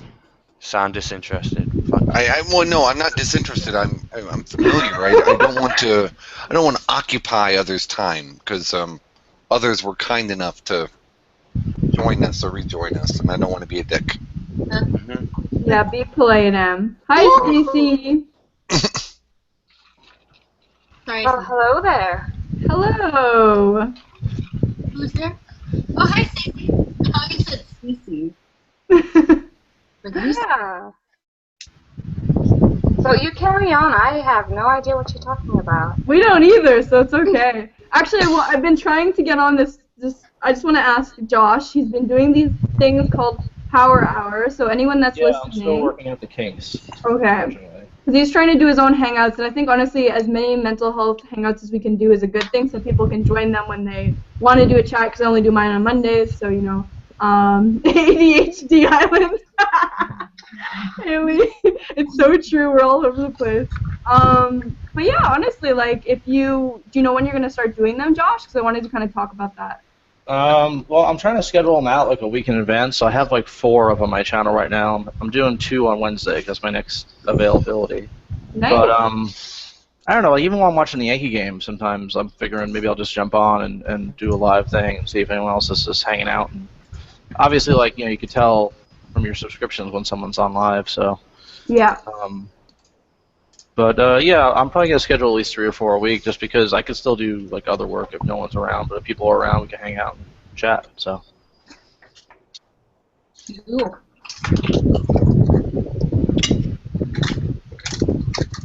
Good Friday have topics like Wednesday nights. I facilitate a support group, so I think on Wednesday night after the support group here in New York, when I get home, I wanted to just maybe chat about support groups, see if anyone's done them, if they've had good experience, bad experience, stuff like that. Just kind of advocate for how good support groups can be. Yeah, like oh, sorry. No. Can I say a joke real quick? Yes. Okay, I was in New York City, in Manhattan Island, when the Red Sox beat the Yankees for the first time in like decades. I hadn't seen that many sad, crying New Yorkers on the street since 9/11. Oh no, no, That was not good. That was not good. It's true though. Like, it was and true. I'm I not was even like, American. hold on, who flew into a building? I was like, I mean, we are coming up on the 14-year anniversary, so I mean, we're not like didn't happen yesterday, so I don't mind that joke. But still. Yeah, but you know when people say too soon, like it's always too soon for that joke, and it's always too soon. Yeah. Okay, I'm sorry. I push. Yes, you do. I push. Well, are you giving birth? Yeah, to a comedy, yes. baby. A horrible baby. A horrible child. Good luck with that child, Em. Oh, I never give up. But go on. I'm sorry. I'm sorry. It's cool. They have I just discovered it. It's called like meetups.com, and like they actually have a social anxiety one. Like I was like, oh wow, maybe I'll step into that. The social anxiety forum's really good too. I think Haley, you were on there too. I think, right? Yeah. Cool. Yeah, SAS. That's another good one if you guys want a support group. Like, I think it's more for people that really are too shy to come to the Hangouts and need somewhere to start, because I get a lot of people private message me saying they want to do the Hangouts, but they're not like ready to do them yet because they're too scared, and it is kind of intimidating, especially with people like Em in here. So, you know. Oh, come on. I'm kidding. I'm joking. I kid. But point is, you know, some people are too scared to even like enter here, even if they're muted and everything. They just don't want to be in this space because it scares them, and that's very fair. Social anxiety is a very powerful thing, right? So.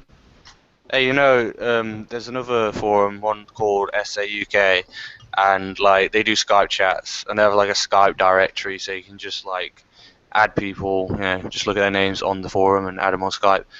And they've also got a Skype group, and I got thrown out of the group. Like, what? Why? yeah, like, well, it's for a mixture of like me being like monopolizing the conversation a bit, and also they thought I was a bit arrogant. Some of them, also, yeah, also then fucking They love to say like, oh, you know how to talk to people. You can't have social anxiety. We hate you. You know what? One did ask me if I had social anxiety. She was like, "Do you have it?" But it wasn't that so much. It was more like, but then it happened again with the typing conversation, like, 'cause you can type on Skype too. So I was just having a joke with this guy, and I was a bit obnoxious, but he left. But it was like, I don't know. It's like I find a lot of the time or a significant amount of time, people with SA, they have these rigid ideas about what's socially acceptable, and maybe they hold themselves to it, and maybe like they take shit too personally. Maybe when someone else like me, like, you know, fucking pushes it a bit, which, you know, to them it seems like I push it. You know, they take it the wrong way, you know, because they're taking it all fucking wrong. But really, they're a great bunch of people. Like, you should go on SA UK and SAS on the forums, like look at the Skype directories, because they are cool. It just didn't go very well with me. But some of them actually knew me from the chat room. There's a chat room associated with SA UK, and some of them knew me as a bit of a, like, not troll, but an insane person. Like, I've got a reputation as being insane. But yeah. So. Well, what's your screen name usually? Screen name on what? On the SA UK? Well, because your name here is M Sane, so you know. Don't give it out. Don't give it out. Don't give it out. Why? What? Not the actual name. I'm just saying one of his usernames on here is M Sane. So if you're going in with a name like that, people might think you are insane. So No. Okay. That's really true. Like, for an example, like Zoella, people gave her a ton of shit. Like, oh, you don't have SA, and even a YouTuber who I won't disclose, silence within me. He was like, you know, how can she have social anxiety? Like, first off, this girl, she has one of those, skip YouTube videos, so she cuts a lot out. Like, a lot of people have it, and it's kind of embarrassing. Like, I even admire her for even coming out to say that. Like, even, like, when I see her backstage, because I knew, like, I was like, okay, like, maybe she does have it, but I just thought she was overly shy. But, like, her, like, even when she speaks, like, especially if she's in large crowds, she, like, talks like this, like, so when I, like, you can hear the nervousness in her voice, and like she has over 1 million subscribers and stuff like that. And even when, like, she went to the YouTube page, like, she was kind of on, like, the edge, like she was, like, hiding out, like, you'd be surprised who has it. Maybe more people have it, but we gotta stop with the whole judgment thing. Like, just because she has 1 million views, that doesn't mean anything. There's actually a comedian who's famous, who actually has SA, and even it's a YouTube page on people who have it. I don't know if you guys know, but a lot of famous celebrities have it. They have, like, speech therapists on the side that they pay to prepare them for the Grammys and shit like that. Like, this is nothing to play with, and it a lot of them, even people who have that and depression, so a lot of them, it's definitely a strong fight, but we shouldn't attack each other, like, because some are stronger than others. Some of them just wants, okay, like, we are not going to let this be a part of our life. Like, this is not going to be forever. And then you have those who are, in a little bit, it takes them much longer. So, yeah. And there's people that actually do something about it, and then there's people that just complain about it. Like, there's the people that, like, are like, so I've tried out this medication. Have you guys tried this before? And then there's the people that are like, Ran, you're taking medication? Like, I would never take medication, while they sit in their room for, like, the 356th day in a row and, like, play video games all day. It's like, well, yeah, they're doing medication, but at least they're trying to deal with their social anxiety. Yeah, and like I got actually when I went to a recent group hangout in Queens, she had the nerve to tell me, "Oh, well, you don't have SA because you take the train and you're not on government assistance." And I'm like, "What?" Like, okay, like, and then sometimes I notice, like, a lot of us we kind of, like, even John, like, I didn't even know he had it, but when he was, like, explaining his story and stuff like that, like, some of us, like, it's all an act. Like, right now, like, I'm not like this in public. I'm, like, way, shyer. I don't say anything unless I'm spoken to. I mean, unless it's my job or anything like that. So, yeah, and that's another one, too. Like, oh, you have a job? Like, oh, okay. Oh, you're dealing with life? Oh, my God. Exactly. So how the hell did that woman get to a support group in Queens without taking a train? That's what I want to know. Huh? How did she get to a support group in Queens without taking the train? I mean, come on. Yeah, and that's one hell of a Don't walk. you know the teleportation is exclusive to people with SA, so they can go to their group sessions. You know what's weird, and I want to admit this. I was in a coffee shop once, surrounded by feminists and liberals, and once upon a time, people I used to consider my people, the most sensitive people in Texas you can find. Right, okay, and I was just getting out of, like, 4 years of nightmare.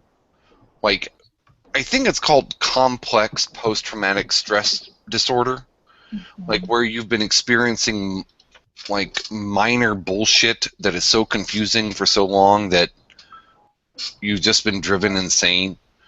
And I think they realized it. Like now I'm much better. Like, it took them a year, just sort of, hey, let's stop, treating them weird. Let's just treat them like a normal person. But yeah, there was a time when I can remember just the sound of the iron coffee shop stools scraping across the marble tile, causing me to sort of jump. Mm. You know what I mean? Like, and this dude noticed it, and this lesbian, like, barista noticed it, and they both said at the same time, sorry. Whereas he caused the bar stool to move, she sort of realized, because I was a regular customer, that, oh, okay, hey, you sort of have no control over your anxiety. And once people started acknowledging my anxiety, it started to go away. It's like, oh, okay, so am I accepted back in the group? Am I accepted back in the herd? Am I no longer the outsider? I know what you mean. Yeah. By the way, what is complex PTSD? And that analogy, well, that example, I can relate to that. But is that an official diagnosis, an official thing? I'm not sure if it's covered in the DSM-5, but Probably. What it is not like someone shot you in the face. What it is not like you were in war. What it is not, like severe stress all at once. What it is like minor to moderate stress over time. Instead of a lot of stress in a short amount of time, it's a minor amount of stress in a lot of amount of time. Yeah, and it builds up, and it just becomes the way your brain is. Yeah, that sounds just like me, honestly. But yeah, where you just like say fuck it, who gives a shit, and you just sort of introvert. You know what I mean? Yeah. Little things used to set me off, like those noises and shit. But yeah, what are you saying? Well, no, and then just normal social interactions become real expressions of courage. It's like, just going to work. Oh, just dealing with you people. Mhm. Your bullshit. Yeah. Like, oh.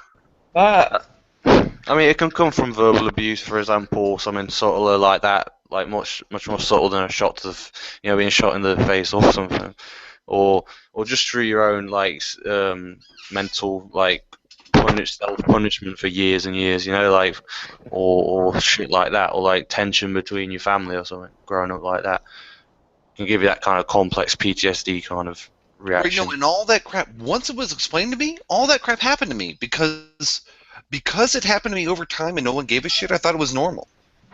So I thought everyone went through that crap. It didn't register in my brain that only 1% of Americans served in the military. Only 1% of their family served in the military. So like a moron, I didn't understand the factors, and this is why I appreciate and hate feminism, the use of factors. The factors that stacked on top of each other that sort of led to me. That was perfect, Tyler. What the hell is that? What's up, man? What are you doing? But that sort of led to me just sort of not being able to walk into a country concert. And so, like, I had to relearn just sort of tolerating normal stimulus. And it was kind of weird. It was like my stress level had been so jacked up for so long, gradually, that, I didn't comprehend normal people's bullshit. And, yeah, like, I literally had to restrain myself from, like, the thoughts that crossed through my mind when anyone gave me shit were not normal civilized thoughts. Let's just put it that way.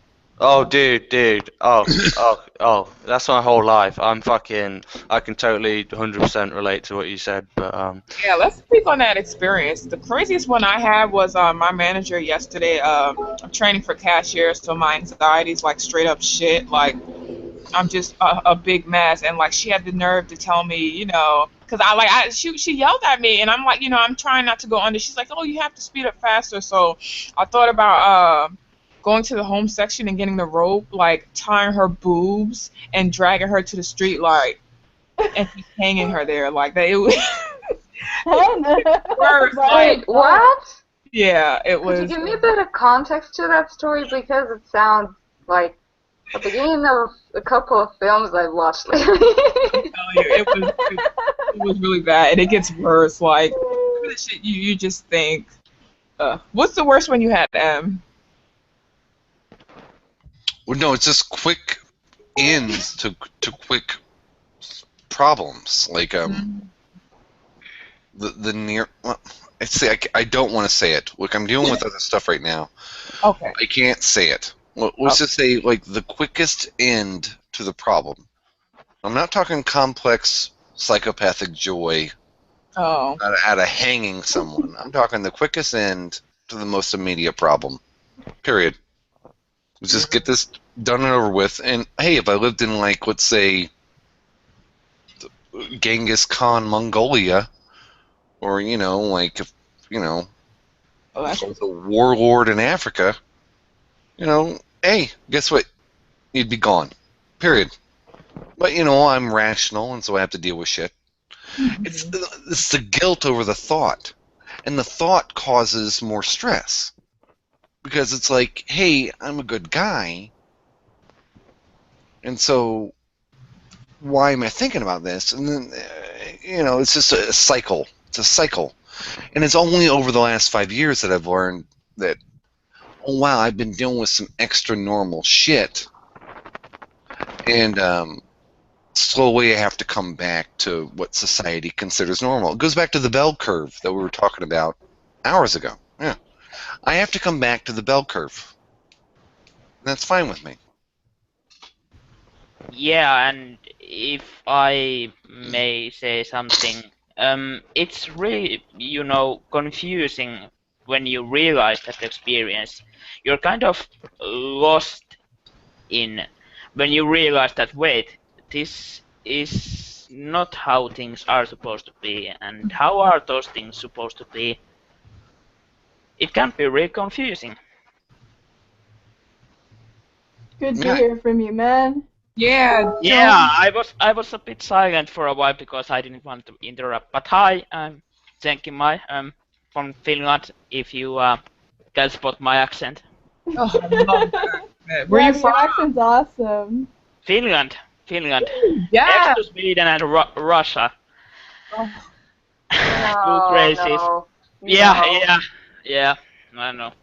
Let's order from. Weird. Name's racist. You guys have great mascara, by the way. Just have to slip that in. Which company you mean? I don't know. I'm trying to think. All I know is I think they said Finland, and I think Russia has like the blackest mascara. Really? Yeah, it's really interesting. Like, What brand are we talking, Hannah? that's what I'm saying. Like, I don't even know. Because I'm pretty close to Russia. I haven't seen one single Russian mascara in my life. Oh. I don't think I'm very well qualified speaking about makeup. You protest too much. I mean, I use lipstick, but I was just going to ask what you never try to, see how it feels. Yeah, it feels pretty good. To put paint on your face. You know, adding highlights to your pubes. Hannah! Whoa, who does that? People do that in America. It's really strange. Are you serious? What do they do? I know someone who. I know a guy who lines up his pubes and dyes it platinum blonde. Like, he was proud of it too. He's like, look, I created a star. Like, because he's like a hair cutter thing, and hairstylists, they're just batshit crazy. So we're getting back to the strip club talk again. Yeah. Is he gay? I don't know. Really? Probably. I guess. My bet would be yes. I like that blunt Not response. that there's anything wrong with that. I think everyone needs to put that disclaimer now when they're talking about gay people. But I could never ever in my life picture a straight man combing out his pubes and tying them. Your husband doesn't do that? No, never in his life. Oh, okay. I gotta talk to mine then and tell him to stop. No, I'm kidding. Yeah, I was just going to say that. Wait, that's not normal. Exactly. I mean, come on now. Nothing wrong with dyeing your pubes platinum blonde. I thought everybody does it. Well, awkward. Yeah, I'm definitely not going to the market today, guys. This is too fun. I'm like, I have enough vegetables and stuff. Good enough. I'm staying here. This is too fun. I was gonna stop this hangout at like 3. What a joke. Oh. Which was for those of you that don't operate on my time, that was like an hour and a half ago. So. Are you on Eastern Standard? Yes. Oh yeah, so you're not. You're at 4:23. Yes. Damn Canadians, you're all off. You're off on Stop everything. it. You're so mean to me, Em. You're such a cruel, flaming alphabet. Alphabet. That's fucking hilarious. That's funny manosphere speak. Alphabet letter, okay? No, I that's how I like to treat my women. Actually, this might be a bit rude, but here in Finland, if you pronounce the word, letter M, it actually means bitch. Ooh. Oh. Yeah, Yeah, see, that's what I'm calling her. No, yeah. I got her so mind controlled. I got her calling herself a bitch. Oh yeah, you just had me under your spell, you flaming alphabet letter. That's something I've been always laughing when I talk to you. I always, laugh thinking about the idea. Yeah. Well, if you knew what my real name was, you would think that was fucking hilarious. That's actually true. How so? Are you asking that question? Yes, I am asking that question. How does M being Finnish for bitch tie in with your real name? Uh-oh. Then you don't understand English at all. I guess I don't. That's fucking hilarious. It's weird. Does any of you other English-speaking people get it? Because I don't. I don't understand what M says like more than half the time. See, it's not my knowledge of the English language, Em. Well, shit, we're live. Look. Let's go on to puppies and kittens. I love puppies. I love kittens. Puppies. Let's move on. I love puppies and kittens. No amount of puppies and kittens is too much. Do you ever notice how the little guts are bigger than the rest of them? They got little tummies. Oh, that's so after they've eaten, and they're so cute. They're so cute. They are. They're soft. Yeah, and both my boys want a dog. Well, the older one wants a cat. The younger one wants a dog. Ooh, so the battle. So we'll see. Maybe we'll have both at one point. Yay, that's cute. That's fair. Yeah, but the younger one has to turn at least 6 or 7 because now he's 4, and I can just see them killing it with love. I love you so much, little kitty! And it's gone. Oh no. Meow.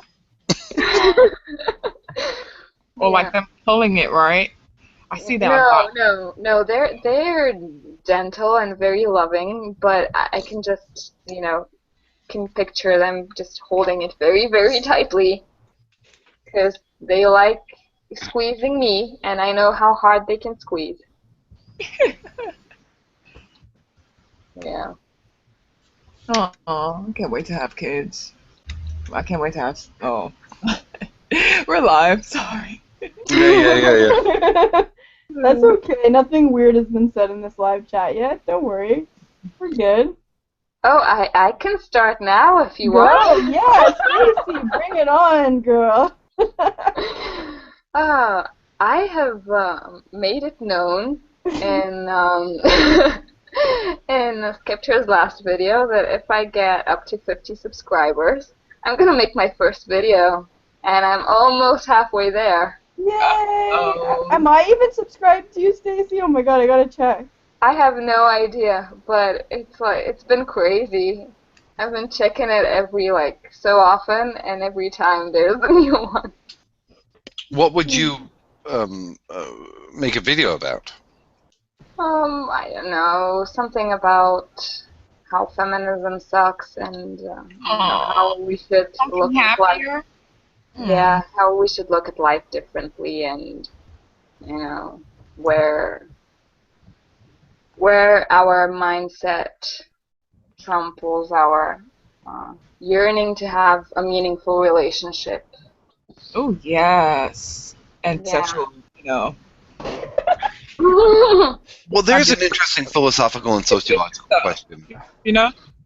What is an interesting? Too many long words for me to repeat. There's an interesting life question. What would you consider or think about male-female relationships? I mean, as you said, lifelong.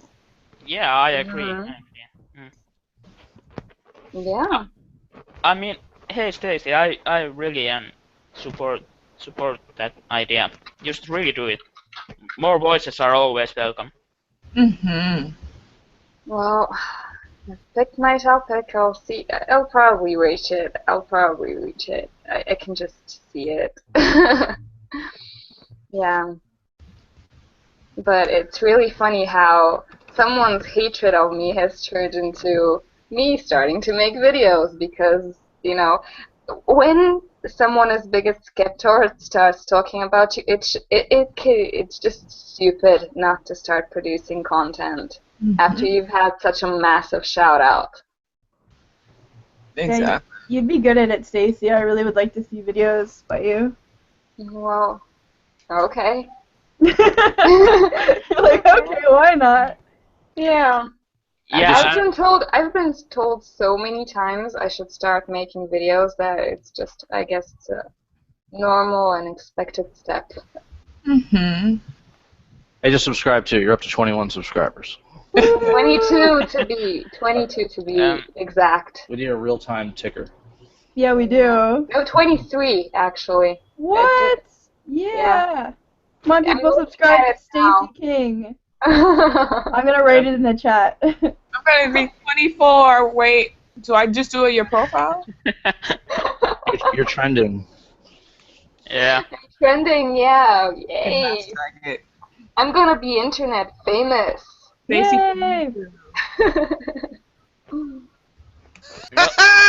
That's the funniest shit I've heard since Sargon said it.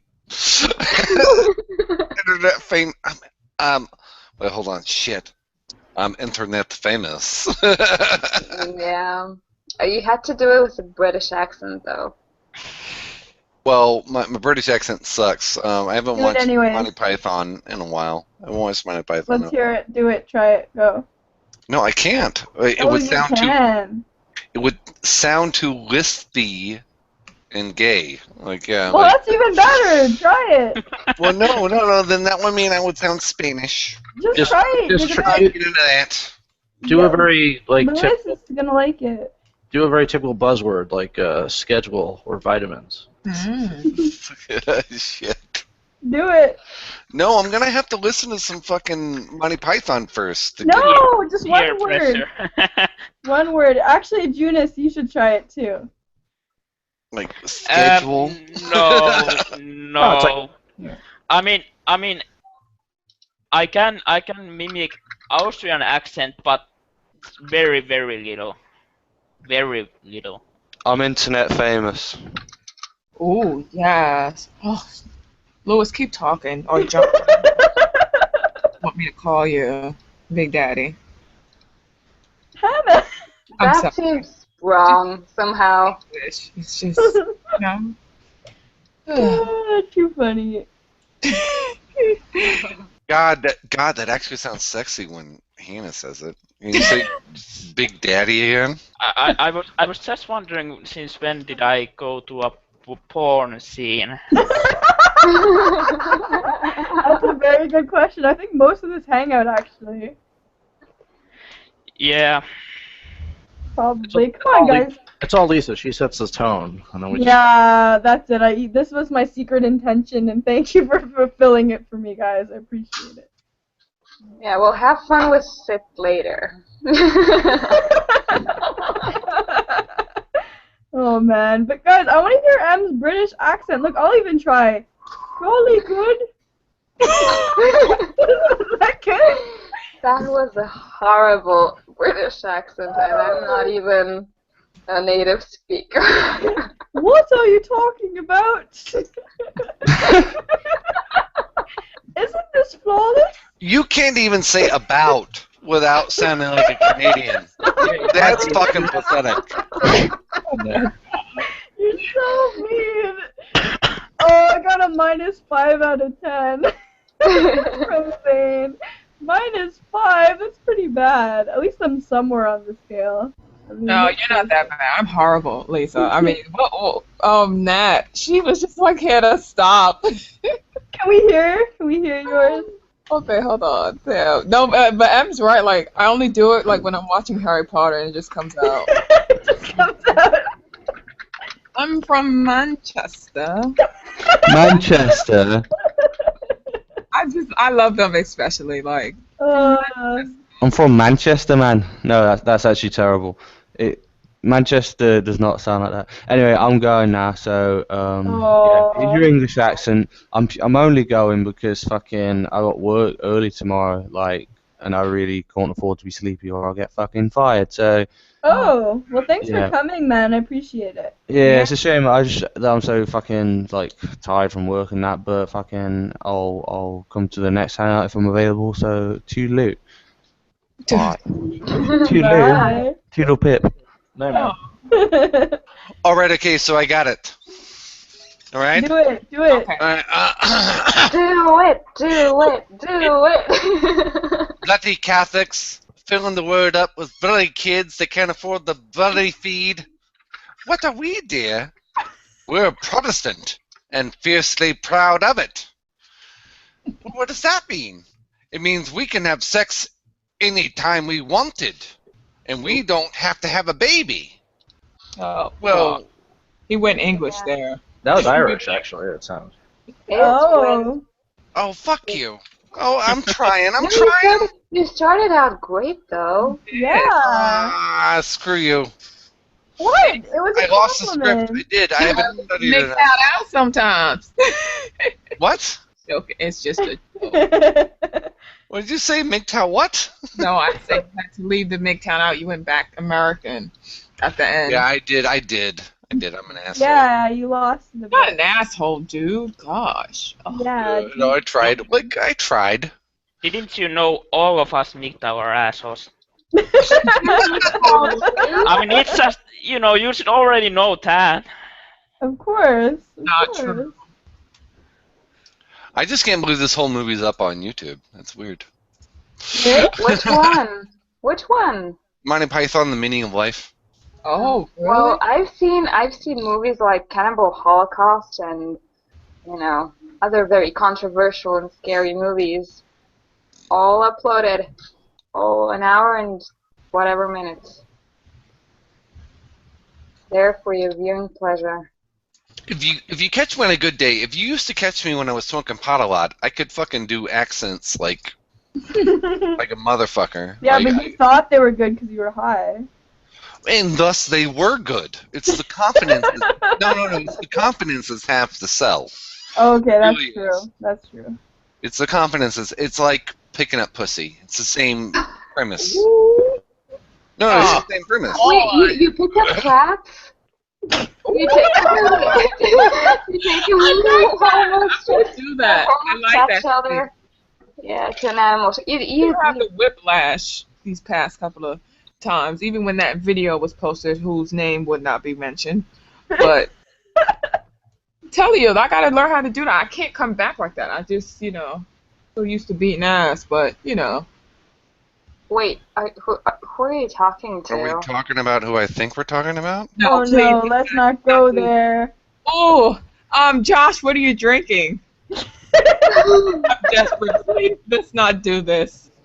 Josh. I wish I had a bit better explanation. It's literally Good, just coffee. Josh. Thanks. Coffee cup number 5 of the day, probably. Oh, that's caffeinated. I love it. Dang, dude. You can sweat caffeine drinking like that. Depression. It's spread out over 12 hours, so I mean, it's not that bad. You could call him Josh, and. Well, okay. Well, I didn't know. I was trying to learn. I was trying to learn. Skip. You can call me whatever you want. So, are we talking about the one dude that we can all acknowledge is the craziest motherfucker around? You're talking about yourself again, Em. Just stop, okay? Stop it. No. I think you know who I'm talking about. Yes, we all do. Just don't say the name. We're talking about Voldemort. Come on. Exactly. Oh, yes, I will see. A whiplash is just. Are we going to divulge the identity of this person? Because I'm a little out of the loop. Please, no. Okay. We're on We'll live. tell you later. Voldemort We'll tell you later. I won't push you. After party? Yeah. You guys want to go into the after party? That's when I just go off live and then we chat in there and All right, cool. So, so those of you that are in my circles, the link posted will be on Google Plus. If you guys want to join us, I added most mental health people and a few MGTOWs that are nice people. So, all right, I'm gonna go off live now. So that means not me. Yeah. Oh, now you're in my circles, so don't you worry.